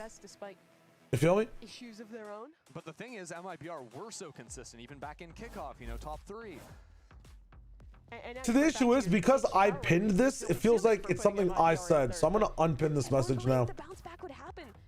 What's crazy though is that there is still a chance they can make champs. If they win this game, they can go on points, and it could be a Vit are currently 4th in champs points, and I feel like EMEA is a region where all the top 3 teams get 1st, 2nd, and 3rd. And if that's the case, then like Vit just need like they just need 3rd or 4th, and we're chilling. Yeah, want G2 and Sen to be 1 and 2, and that makes things a whole lot simpler for them. Of course, if G2 and Sen qualify as 1 and 2, that opens up. Fuck, man, the Red Bull's wearing off. He was playing Yoru on Ijolos. They have no excuse for not playing the meta. Okay, if he was playing Yoru on Ijolos, then that's on me. I've only VOD reviewed him playing like what? I think maybe Raze and Neon. I haven't really seen this Yoru. Personally. Not hoping to get a pick there. This time it's a bit more passive. MIBR stay back behind their utility. Now, Loud really took their time before breaking the door. Now trying to deal with this tripwire, even using the fault line, but Loud aren't really moving off of that. It's a little bit disjointed, a little bit slow getting in, but they have the rolling thunder, and here is Verdi going on through. Great utility into the corner. Nice shots. One way almost. Oh, nice try. Good smoke. Listen, Crescent died to Aftershock. What? Assisted by the leg tag out of Verdi. Oh, okay, that makes sense. He died to the spam. MIBR's positions are going to be revealed. Just kind of caught between a rock and an Aftershock place, huh? Early kill and then could make a go of this round, but if they don't find an opportunity, I think it's going to turn into a save. The wrap from Pancata. Isn't it the K-pop survival shows? No, I have not, unfortunately. I love that TP. Would like to, though. Just puts even more threat into MIBR, who already are showing their hand. They want to. Are they saving? Oh my god. Left back in spawn. Pancata's in a great position to hunt. I'm gonna get some coffee real quick. I'll be right back. Give me 1 sec. It's a little off. Fault line doesn't connect. And to make her dance. So it seems like there's enough layers of protection now for Osboss to be able to carry that off into the next. Yeah, the guns will be saved for now. It's the little wins from MIBR right now. I like that set play from Loud. That reminds me of some of the stuff they were doing in the 100 Thieves game, and also showcasing the strength that they have, bringing the breach into play, having one of the best proactive power ults in the game. Just gets those 2 opening picks practically for free, and a combination with that Neon. Talked a lot about how most teams have moved away from that. There are very few, like your 2Gs of the world, that are still indexed into Neon Breach. When you play it right and the util's well coordinated, it is so hard to play against. So after bursting into the B site through Market, this time Loud going to be geared up for B main control early on. Cortesia to put down a forward camera in the corner. That'll be the first piece of util Loud have to clear. Deploying drone. MIBR walk the op into mid, but he'll come quick to rotate towards B as this pressure starts to come through. See how much Loud want to pop off of this. Luxio is still testing the space into A main. And right now it's a fishing expedition to break away some Cypher trips, and now an opportunity for Verdi to slip into backside. Dart connects, but this wall, he just disrespects entirely. He's made it in there, the rest of his team taking their time. But now Osboss on the other side, overdrive activated. Still seeking his mark. And the spike down bottom, trash is cleared by Cortesia. 1 for 1 to open it. Still no comfortable position in sight for Loud. That spike out in the open. But Pancata has an ultimate to recover. And it seems like that's what Loud will be playing for. He's gonna recover the spike. But now they have 40 seconds to play with. If you're MIBR, the first thought in your head is that they're sprinting towards A. But now they have very early information. Look how far forward that Viper is. Having this forward space means that Verno can play quickly to react towards B. Is he just gonna go for a timing? This guy is so aggressive and it pays off wonderfully. Only one may not be enough for him. That forces Shenum into a 1-on-3 with 15 seconds left on the clock. So much to do with a paranoia to push them back. And now creeping into the attacker's smoke. He is laid out. Artson can't stall this out long enough. So a straight up 1v3 for him. It's been around the world on his rolls, now back to comfort on the controller. Trying to isolate a fight, Pancata. The only one who could give it, but his own Viper wall. Cuts Pancata off and maybe precludes him from a win in this round. 2 players tucked arm in main. Artson knows he has to look into it. It's a nice shot, but Pancata with the knife in the back. I would have liked to see MIBR have Verno a bit more passive and be able to use that Hunter's Fury to rip as the execute was coming through once they figured out that that's where it was headed. Instead, they have a couple players trying to flood in. Well, Verno is still stuck behind that smoke, and Loud trade out well, have the ultimate to recover the spike, and handle things well when they're a man up. Would have been a very different situation also if Verno had just managed to get more than the 1 kill. His timing was very good there. Yeah. Just couldn't quite adjust once that wall came down. There's 3 players on his screen. MIBR knocked him out of the picture. Yeah, he only saw the 1 through the wall, so thought he could get greedy and keep going. And gets a nasty surprise. So Loud have been mixing up the pace, whether it's the quicker looks through mid or the more reserved, fast into sight, freeze, reset into the round. How do MIBR play around this when it's not so readable what Loud are going to be doing round to round? I'd like to see MIBR doing a little bit more with the start of these rounds. They've been very passive with how they're setting up Ospas. For the most part, he's been policing in mid and trying to post on an angle with an op. I think the op is limited what they can do with this comp. I'd like to see them instead using that Omen paranoia like you would play with the Breach and try and show us some trap plays into somewhere like a main or even earlier fights off the rip with that. I don't think we've seen a lot of the proactivity this Neon brings, and instead I feel like I've just been watching an Ospas Jet game with faster rotates. Yeah, MIBR have leaned more into the passivity of playing double smokes plus the Sentinel, you know, being more reserved around that utility. It is weird because this comp is kind of indexed half and half, and I think part of that is Hello. You'd probably rather see a Yoru with this Maruzensky. We back. For Ospas, not an everyday occurrence, as Loud just bust down that door. After the slower paced round, now they work into market, but still options to retreat after breaking the camera. Verno has a great angle all the way back towards CT. Samurai Knight, hello, how are you doing? Players starting to come through. Shenum is kind of the deal breaker for MIBR right now, with Loud moving back towards the Coffee A-side. in a goblet. It is Shenum who's holding his one way. Pancata playing on top of that right now. MIBR is just hoping to get a champ point, yes. Well, this will push Shenum back deeper and deeper and make it harder for that early intel for MIBR to grab. Now, of course, they're going to see that Verdi is run on forward. There's a fault line. There's a Neon stun. But Loud don't really have any room on the map to play with. Yeah, I don't think they can rotate back fast enough for this fake to really mean anything. And Artson just throws up the wall to clear the close corner on the left. Now 4 players ready to pop into market where there's a duo hold. Holy shit, Molly at 35 seconds. On the clock. Luke Show snuck into the B site, but he doesn't have an angle on anyone just yet. And now with this paranoia coming down, Loud have made their I mean, Loud just lose this, man. The only one to hold the line. And now that Luke Show snuck into Boba as well, the rotates can't even come in to stall away the spike. A Hunter's Fury try and punish Luke that Show on the retreat to shot might matter the most. Why didn't he shoot the third shot? Plant? Shenum needs to clear the close corner. A 1v1 against Luke Show. Might have found a timing. Why are they no scaling, no nothing? Why the fuck is Pancata getting the plant? What? But now MIBR. Why did Robbie give the plant up? I'm so confused. Ospas and Shenum need to find that timing is more important there, bro. But they're doing so slowly. Ospas is still in. Yeah, it is Verdi versus Verno.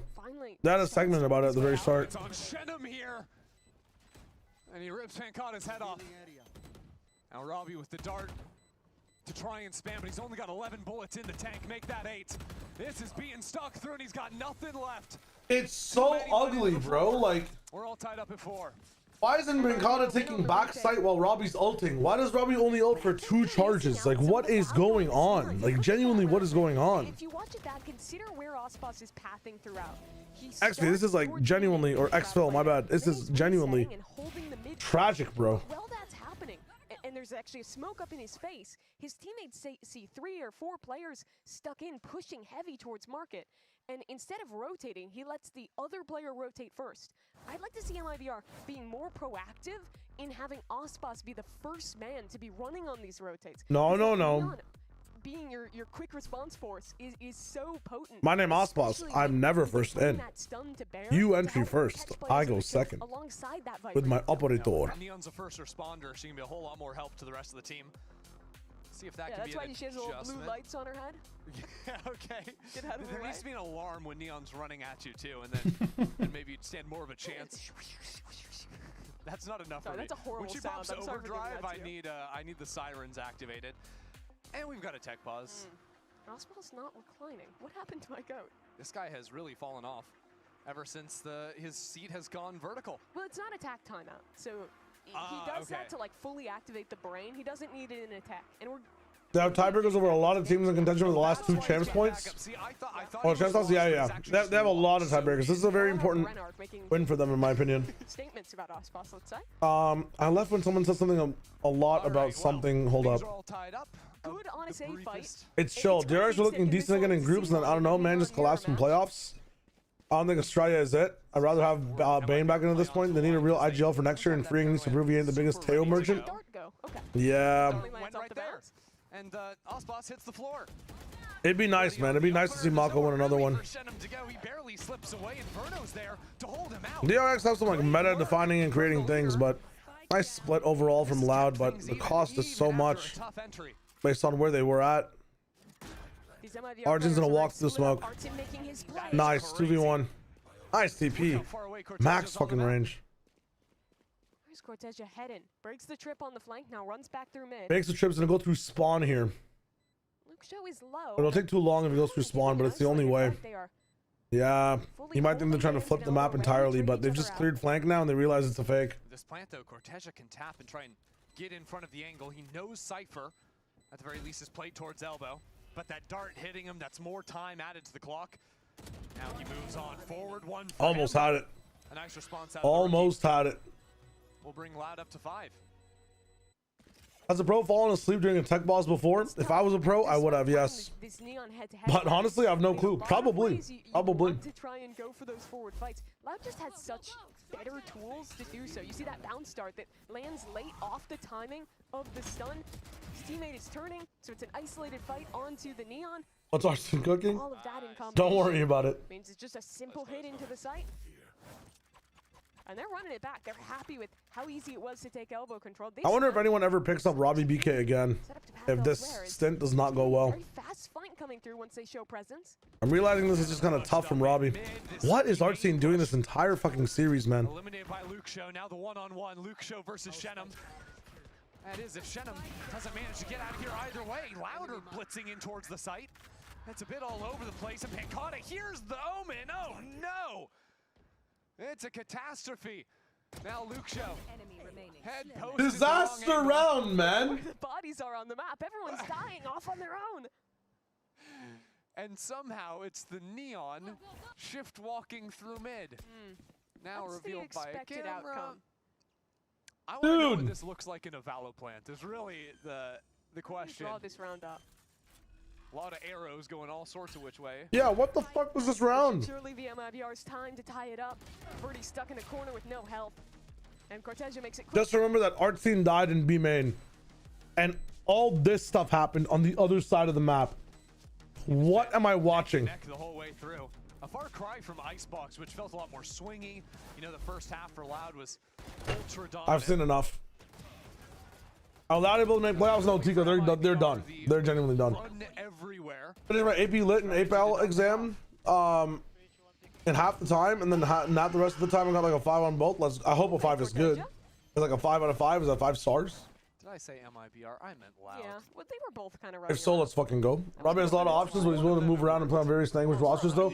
I mean, man, honestly, I don't know. So you were just being descriptive. Okay. I hope this Loud roster stays together. They have potential. They just need time. MIBR used that early stun to get into a main. Sorry, I have a Canadian education, so we don't have we don't get AP exams. They're called like university or college courses. Is that a glass? This is a glass of black coffee. I'm just trying to stay awake. It is the Omen though, so it gets pressured, runs away. I'm trying to stay awake. If you heard that Neon. Sorry, in Canada, it's like very different. So often there is the Neon behind the Omen. Wait, our high school is AP now? Holy shit, we're evolving. Coffee in a wine glass? You will see me do crazier things, trust me. Hello, Sophie's Design. Welcome back, Sophie. How's it going? 3 players in a crossfire towards top mid. Yeah, I hope it's tier 1 though. All right. Let's be aware of elbow. Let's at least give elbow a check, bro. It's on the map. What is that protocol, man? Same scenario as the previous, where it's Verdi left in an unwinnable clutch.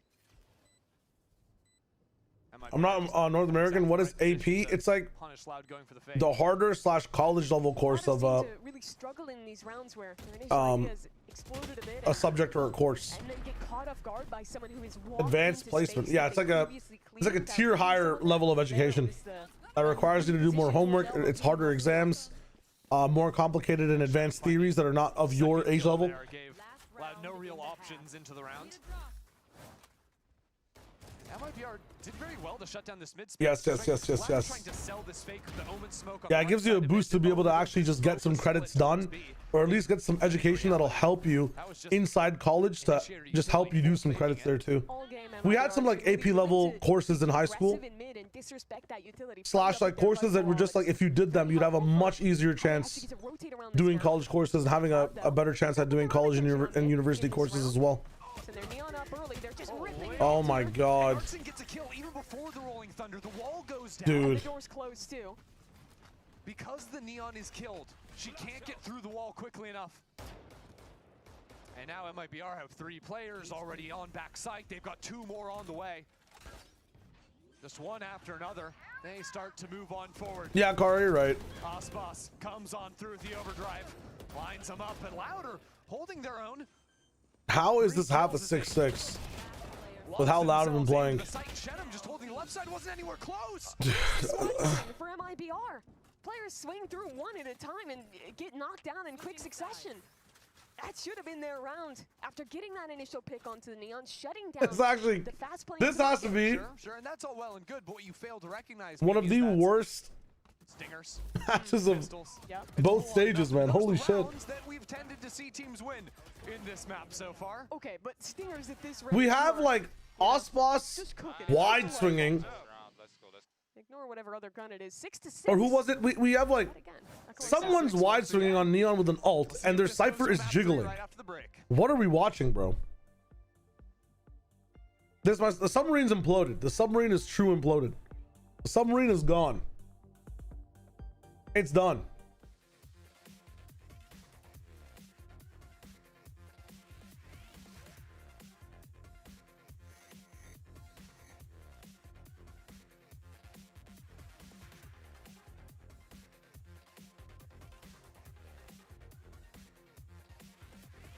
Submarine exploded. The DFM ship sank. It's bad for aquatic transportation out here right now. Noosh, welcome back. Hello. How's it going? The billionaires got on the submarine, yeah, and it's gone. The train always remains. Let's be honest. You can't copy the original. That's what I've learned in this process. The one lesson I've learned in life is that Sliggy never loses. No matter what you think, Sliggy never loses.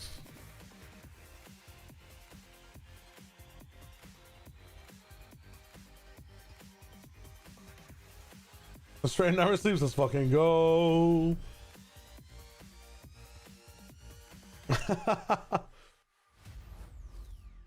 Rip trade routes, Pyron. Rip trade routes. Teams are neck and neck as we head into the second half of Sunset. He lost a show match to Egg and TMV. Did he though? Did he? Not a lot of teams. You know what I mean? We have to think about it. What did he gain in losing? I think a lot of the focus has to be on a very different pace than how other Neon comps are going to. He brought the world whimsy, wonder, and happiness. Is that Sliggy losing? Working on your lurks, your post plants are going to be strong as well. Think about it. Think about it. Hold on to that orb, so a bit of a difference. You only lose the sleep. True. Yeah, a lot of times you'll see variations of this while you're something I'm about to do. A, which helps break up the crossfires to hold on to the A main space. Yeah, and when you combine with that with the Neon, you can even threaten like fights into spawn and weird pathing that you don't really ever get on this map. Yeah, and an attack orb like this to break the one way for free every round. Kind of nullifies that normal breach omen Neon hold that's so almost impossible to break on A main. Yeah, and even if you get up in it, there's options to quickly jump out of it. So Mimi and Under having a very nice back and forth on cast right now. I like it. Oh, he's comfortable. The Ocean Gate submarine. He gets his spam shots down, has to fall on back. He's pretty far up. I have a linear regression final tomorrow. Is the rest of the half of this map worth watching? No. Truly doesn't mean much. You are chilling. Only going to run into the one. You're hardcore chilling. Early to activate that lurk for Artsin. Yeah, so Cortesia has to do a little. Learn how linear things slowly regress. Go prep. Go prep. This is possibly one of the worst things to miss an exam for this match. A lot of pressure to let him work. Monster timing caught by Cortesia. They're tapping Spike, fighting into CT. It's all a fake. Dude, this match is putting me to sleep as well. Yeah, but Cortesia doesn't want to go any further than this because if he does, then you'd be expecting a Cypher Lurk top mid right now. How many can he get? Oh my god. Oh no! shot. It's just not what you want to see. Oh, they're gonna lose the round 2. And Ospas lands a couple of nice shots, but he's on 13 HP. There's nothing more you can do than that. Surely not. Not even the time to plant the spike if there were. 4 kills for Kalenzi. My eyes! And, oh my god, I can't do it. Yeah. I can't do it. Oof. That's about all I have to say. Okay, here's the replay. Oh, but I have to do it. Oh. Keeps running. Movement, open parentheses. LCQ would be sick. LCQ would be fun. WA, yeah, that's A. Trying to Shout Erica randomized as a fairy Gemini. I only have Needred and Poniard. I'm cooked. Oh, damn. You're fucked. You are actually fucked, Shoy. Thank you for the 100 bits, by the way. Let's fucking go. Good luck, my friend. Good luck. You are suffering. Not suffering as much as I am, but MIBR getting a little disrespected. somehow MIBR are going to win this round with just Glocks. The ult orb while that was going down. And yet Ospas has Oh my god. kill onto the opposing Neon. I think Breach Flash should actually just take away your sight in real life permanently. Fuck it. Bring it up. Dare we consider? It's too soon to bring it up. I think if you get stunned, you should just lose all feeling in your legs in real life permanently. Here. Infinite smokes invested in A main from MIBR. Hey, Super, have a great night. I'll see if I'm even going to be able to be awake for this RQ VOD review. I'm not going to lie. Ospas is moving. He's all the way into CT. He's going to have a timing here on the Luke Show. He did not turn around in time. How is that possible? What are your A-site players communicating? Like, what is this, man? Two other players are going into market. By the way, Pancata still sipping on his boba back here, but it's only a 1-for-1 out of him. And dare I say it, Mimi? Dare I, with 30 seconds left on the clock. 30 seconds left. Robbie breaking the door down, droning. Nah, I don't want to stand up. Could be too much. After one after one after one, no spike down. 15 seconds now. I'm dying. I'm dying. He doesn't know where the fucking plant spot is. Shenum would need the headshot. Would need to guess right on the angle to catch a nice timing. Being revealed, the pressure just amps up and up and up. He's spammed through the smoke. He won't even get a chance. Another clean round out of Loud. Yeah, what an incredible anti-eco, and to top it all off, they get and there's time. There's time. Right? Okay, yes, we were all in doubt. Thank you. On the edge of my seat here. Honestly, with the crazy, first of all, classic kill. And the timing he catches. And there's what we were bringing up the halftime, right? The wall creates scenarios on this map that you do not see with any other comp. Where you can just be sprinting all the way into CT, catch that time into Luke Show, and nearly win the round off of it. Despite winning that round, though, Loud are broke. They'll get a Hero Guardian on Robbie BK and Sheriffs for everyone else. Not looking for that same challenge in A. Instead of the look will be a little high-low between Cow and Verdi. No, Summer, you're right. I'm probably gonna wake up at like little bit of damage. I'm gonna go to sleep now and wake up at like 5 a.m. for VOD review, and then Plat Chat goes live at like what 11. Walk up or slide through. That makes sense. I get through a few maps and stuff by then. And you have the spam angle from where the Cypher's playing an elbow. I've been waking up at like 5 or like 4 a.m. nowadays just because of APAC, man. Back here does have the camera. It's not my sleep schedule so fucked up. He's taking the fight first. Okay, we break trick number 1. Ospas has a kill towards Shop. Things looking good for Dude, how are we? Here, especially now with Luke Show down on Jesus. getting pushed around the back. And Ospas isn't done just yet. He's bailing again. Schedule monster, get him. Sometimes in these post plants, but when Ospas is turning flash, I'll see what's up. Maybe one match. Holy. I mean, that was Artisan, let him have it, man. Let him have it, bro. He was full health. He would have had the ace 100%. He's stoic, though. His ego ace. Man. Artisan's actually optimizing, though. Ospas already had ult. He already had ult. No reason to be greedy. In fact, dare I say, how dare Ospas be the one to get these kills? Era ace, foi mal, velho. You want me to watch a 3-hour movie now? I will not make it to Plat Chat if I watch that movie now. Full guns for both teams now. And that ult we were talking about earlier. On that David Goggins wave, true. Have I played Super 5? Hainsey, yes, and I feel like I'm actually pretty good at the game. I'm a little bit of a Shrike main, having a good time. I played the new character too. What's her name? Terra or something? Really fucking good. Insane.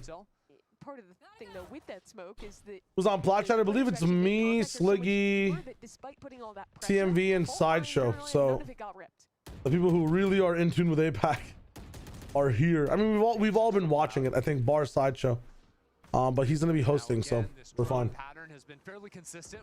I don't know who's on the other regions, but I only know who's on for APAC, and that might have already changed. But oh, they're sticking around. Yeah, they seal Artson out. He'll have to go. Yeah, Wukong is disgustingly OP and needs a nerf. I don't know what they need to do to nerf him, but he is so disgusting. I love Super Vibe though. Very fun game.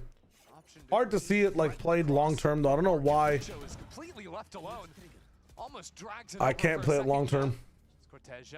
It's a lot of Tori to commemorate. Shy. Thank you for the bits again once more, my friend. Yeah, it's tough. Triple market. We have like a 3-pronged defense from Loud for a push. No one's pushing. Now Robbie BK is kind of isolated. He gets shit on. Breach ult always comes in just a little bit too late. Casters all share one brain cell when we speak. Just have to wait for Pancata. Uses Paranoia. You win this round. Wait for Pancata. Uses Paranoia and you win the round. Wait for Pancata. Use his Paranoia and you win the round, you Muppets. And now you're in a 2v1 against the smoke. Oh lord. Doesn't matter. Venom is 45 years old. Not react to that jump. Just eviscerates the crosshair placement, and it's Loud pulling ahead by 2 now. Such a strange rounds where I'm dying. A little feign into A and then Truly, I am dying. Getting set in mid, but or in market rather. But the execution once they actually went in was definitely disjointed. The player front side is on. They're ripping that ult, but people are still kind of back. It ends up being Loud getting a lot of opportunities despite the numbers of MIBR there to low sensibility game, which is Neon. Yeah. Went out in spite of that. Getting the reaction cam. Time out. Yeah, Front's not happy. As the post falls to pieces, few of them have sort of slipped away from MIBR. In process of the hits, but it's honestly because I think Verno's calling into a lot of these scrappier rounds, you know? Whether it was that mad dash let's go. Top mid towards B or a lot of the cuts in through market. Verno isn't afraid to allow things to get a little bit crazy towards the end of the rounds. But once it gets into those later rounds, if Loud can reset even or even favorably, they still have such good utility to navigate those late rounds, to hold Maestro, whatever you think, it's the opposite right now. Whatever you think, it's the opposite. I'm telling you. On those later retakes. Looking at MIBR now. Yeah, Summer. Honestly, I didn't even consider that type of head-to-head, but it's been mid every time. I don't think Loud is as front-facing with Verdi as we seem for them to be, even when they're really, really good at utilizing him to get these first bloods very fast. Full hit onto that site. This won't be that round. Instead, Hexes, I give them like more so towards mid. Making it out of groups. I don't think they make it out of groups. I think they get a win. But MIBR making it out of groups at champs, fucking less likely than anything else. Truly. Trap setup. Truly. Camera for Verdi to swing off of and capitalize. But MIBR are not really changing too much post timeout. Drone goes in, although I guess 3 players aren't going into market. Minus also says Morongo. Yeah, I mean percentage chance to make it out of groups. I would say like maybe like a 30% chance, 30-35. It's a possibility. Don't get me wrong. I mean, again, this team is really good when all cylinders are firing, right? It goes wonderfully. As soon as that crossfire is broken with Cortez. Maybe I give them like a 40% chance to make it out of groups. It's the 60% is just relying on whether this team is whammied or not, and like are just playing up to their potential or not. That's all it is. Loud's left it open a lot more in this half. It's very generous, yes, but I have like a read that like when it comes to a little bit more of a higher tier of play, when they're asked to be great, this team can be great. I know it didn't work in Toronto.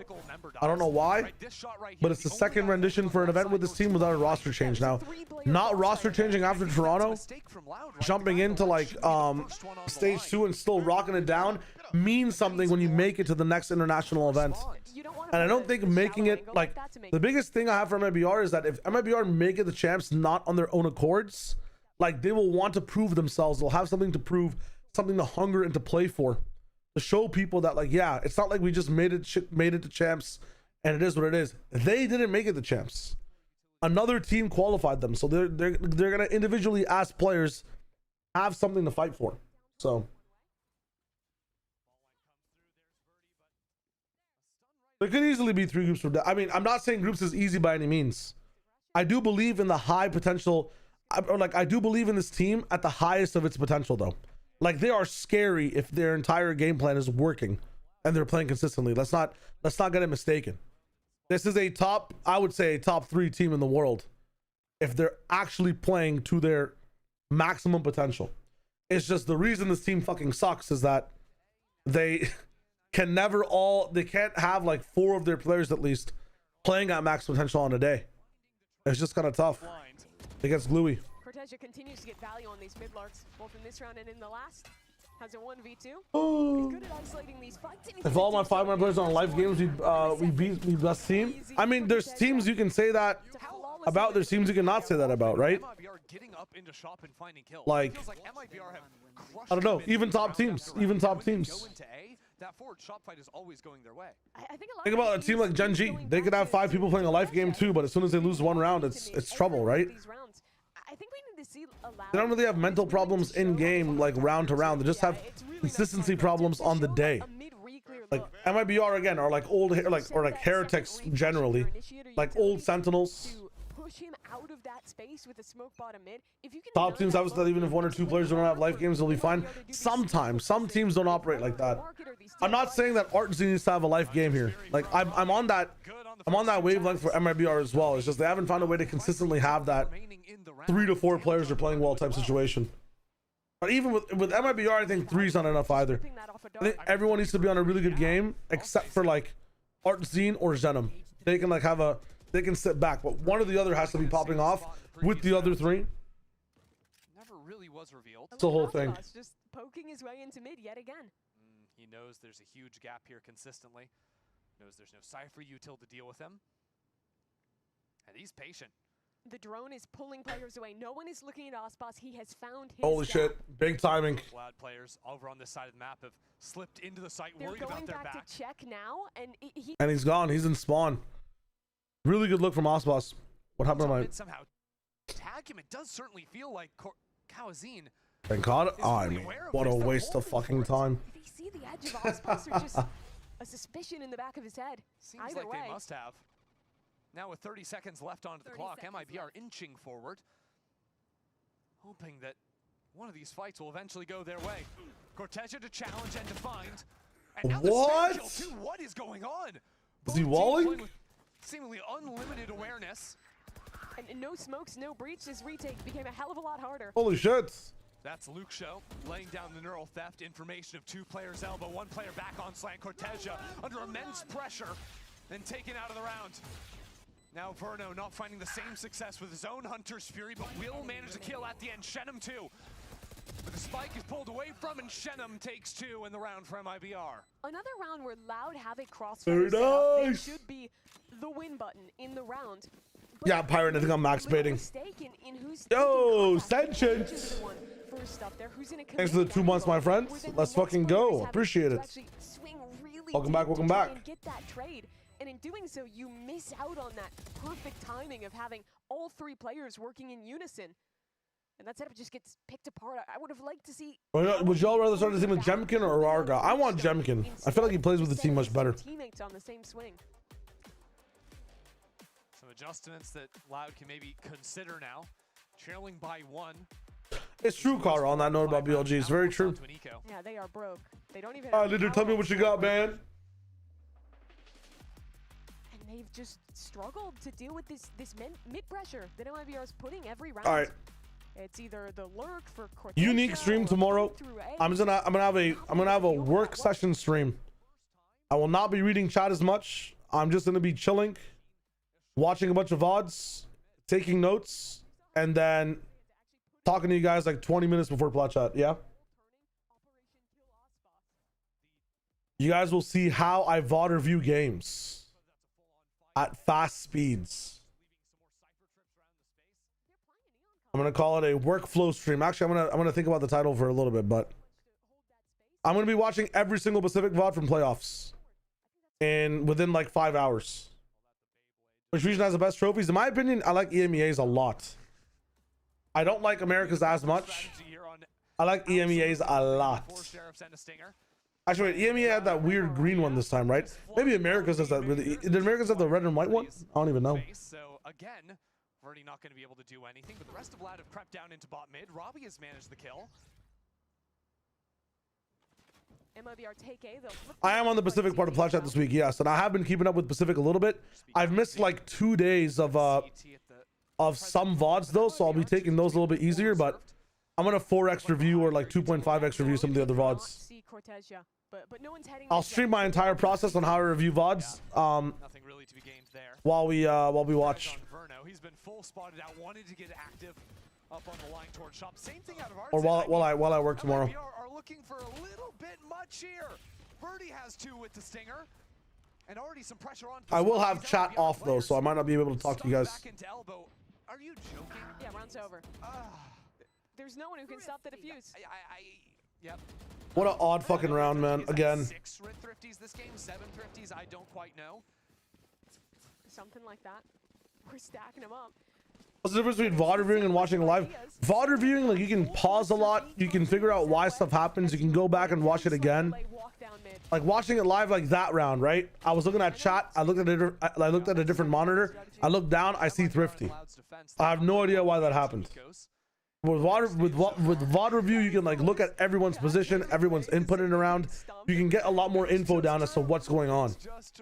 Watching things live takes a lot of time as well. So what is that dart? It's a cool dart. Like watching live, I have to sit here for, you know, an X amount of time. It'll take me like an hour and a half to get through a VOD. Watching like without being live, I can skip timeouts. I can skip a bunch of shit. I can watch at 2 times speed. I can get through a map in like 25 minutes. Usually maps last about 35 to 45 minutes. So also completely lost the A site and your smokes player. Let's see if the post plan is better for MIBR this time around. If they even get Verdi's already in the thick of things. Now, a moment to predict the next 3 international locations for next year. Let's see. His lurker is a mile and a half away. Doesn't want to wait. Give me. I mean, it has to go. What? We're about to do a Europe one, so I think the next one is what? Chinese again? Is the Pacific? We just had North America, then Europe. Before North America, we had somewhere in Asia. I mean, good luck. Manila. Give me like a Katowice or something. That'd be kind of cool. Give me Greece. Give me Chicago. Chicago in North America could be cool. Maybe Vancouver. Maybe they go to Vancouver. Starting to streak together rounds in the second. Only blemish. Well, Shanghai's confirmed. True. They lost in the previous. Masters Wolverhampton. Masters UK would be fun. They've got the fans. They have the fans. In the 2v1, Masters New York would be sick. Yeah, London would be. No, that's what I'm saying. Masters London would be fucking hype. Katowice is such an esports hotspot. It's just tough to get to. Loud to battle back here again on a low buy, but Verdi has an ultimate to work with. Manila major on Dota is kind of good. Okay, then Manila might be the wave. Let's fucking go. Into the thick of things, and Artsim mows them down. This round is cooked. Holy Luxo, save them. Save them. How do we get this one actually locked in? Oh no. Owen's doesn't get a single one, but there's a timing here from Robbie BK, but he just has a sheriff inside the Viper spit. He's able to actually slink around. Ardzine knocks him down. taken All right. out of the picture. MIBR Well, on series point. GG's. They'll do New York for the confirmed NA champs in 2027. That'll be fun. New Age. New Age, the new talent roster coming in. Shy Wager's first cast in 2027. Can we imagine? Is Duo someone that's found through the Shy Wager casting series coming soon to a theater near you?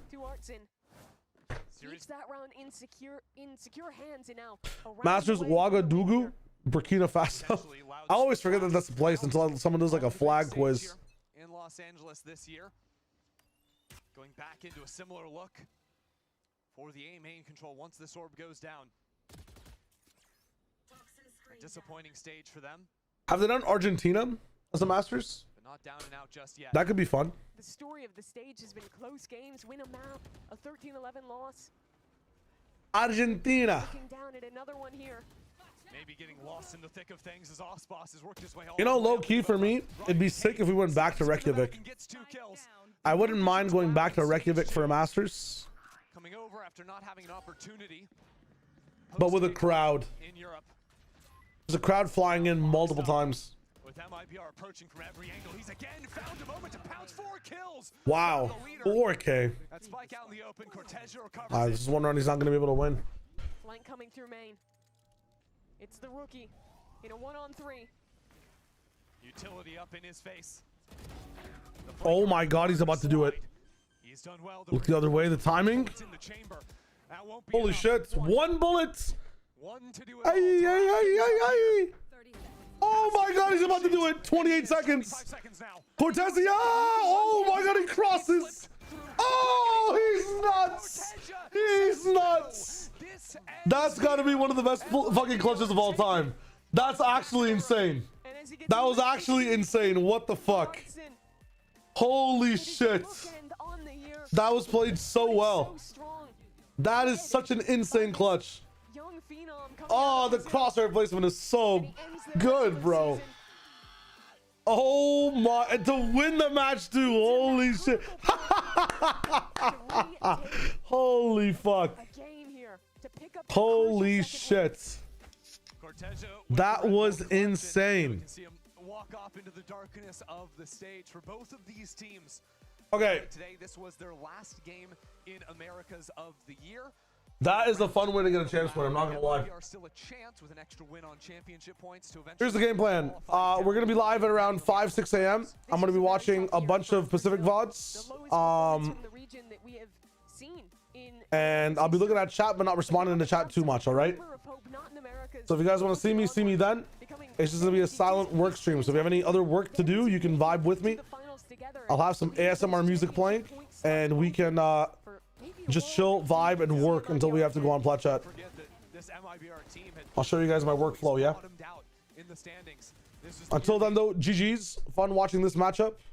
The plan for this stream was to genuinely skip this matchup to watch like 2 or 3 APAC VODs at like my speed.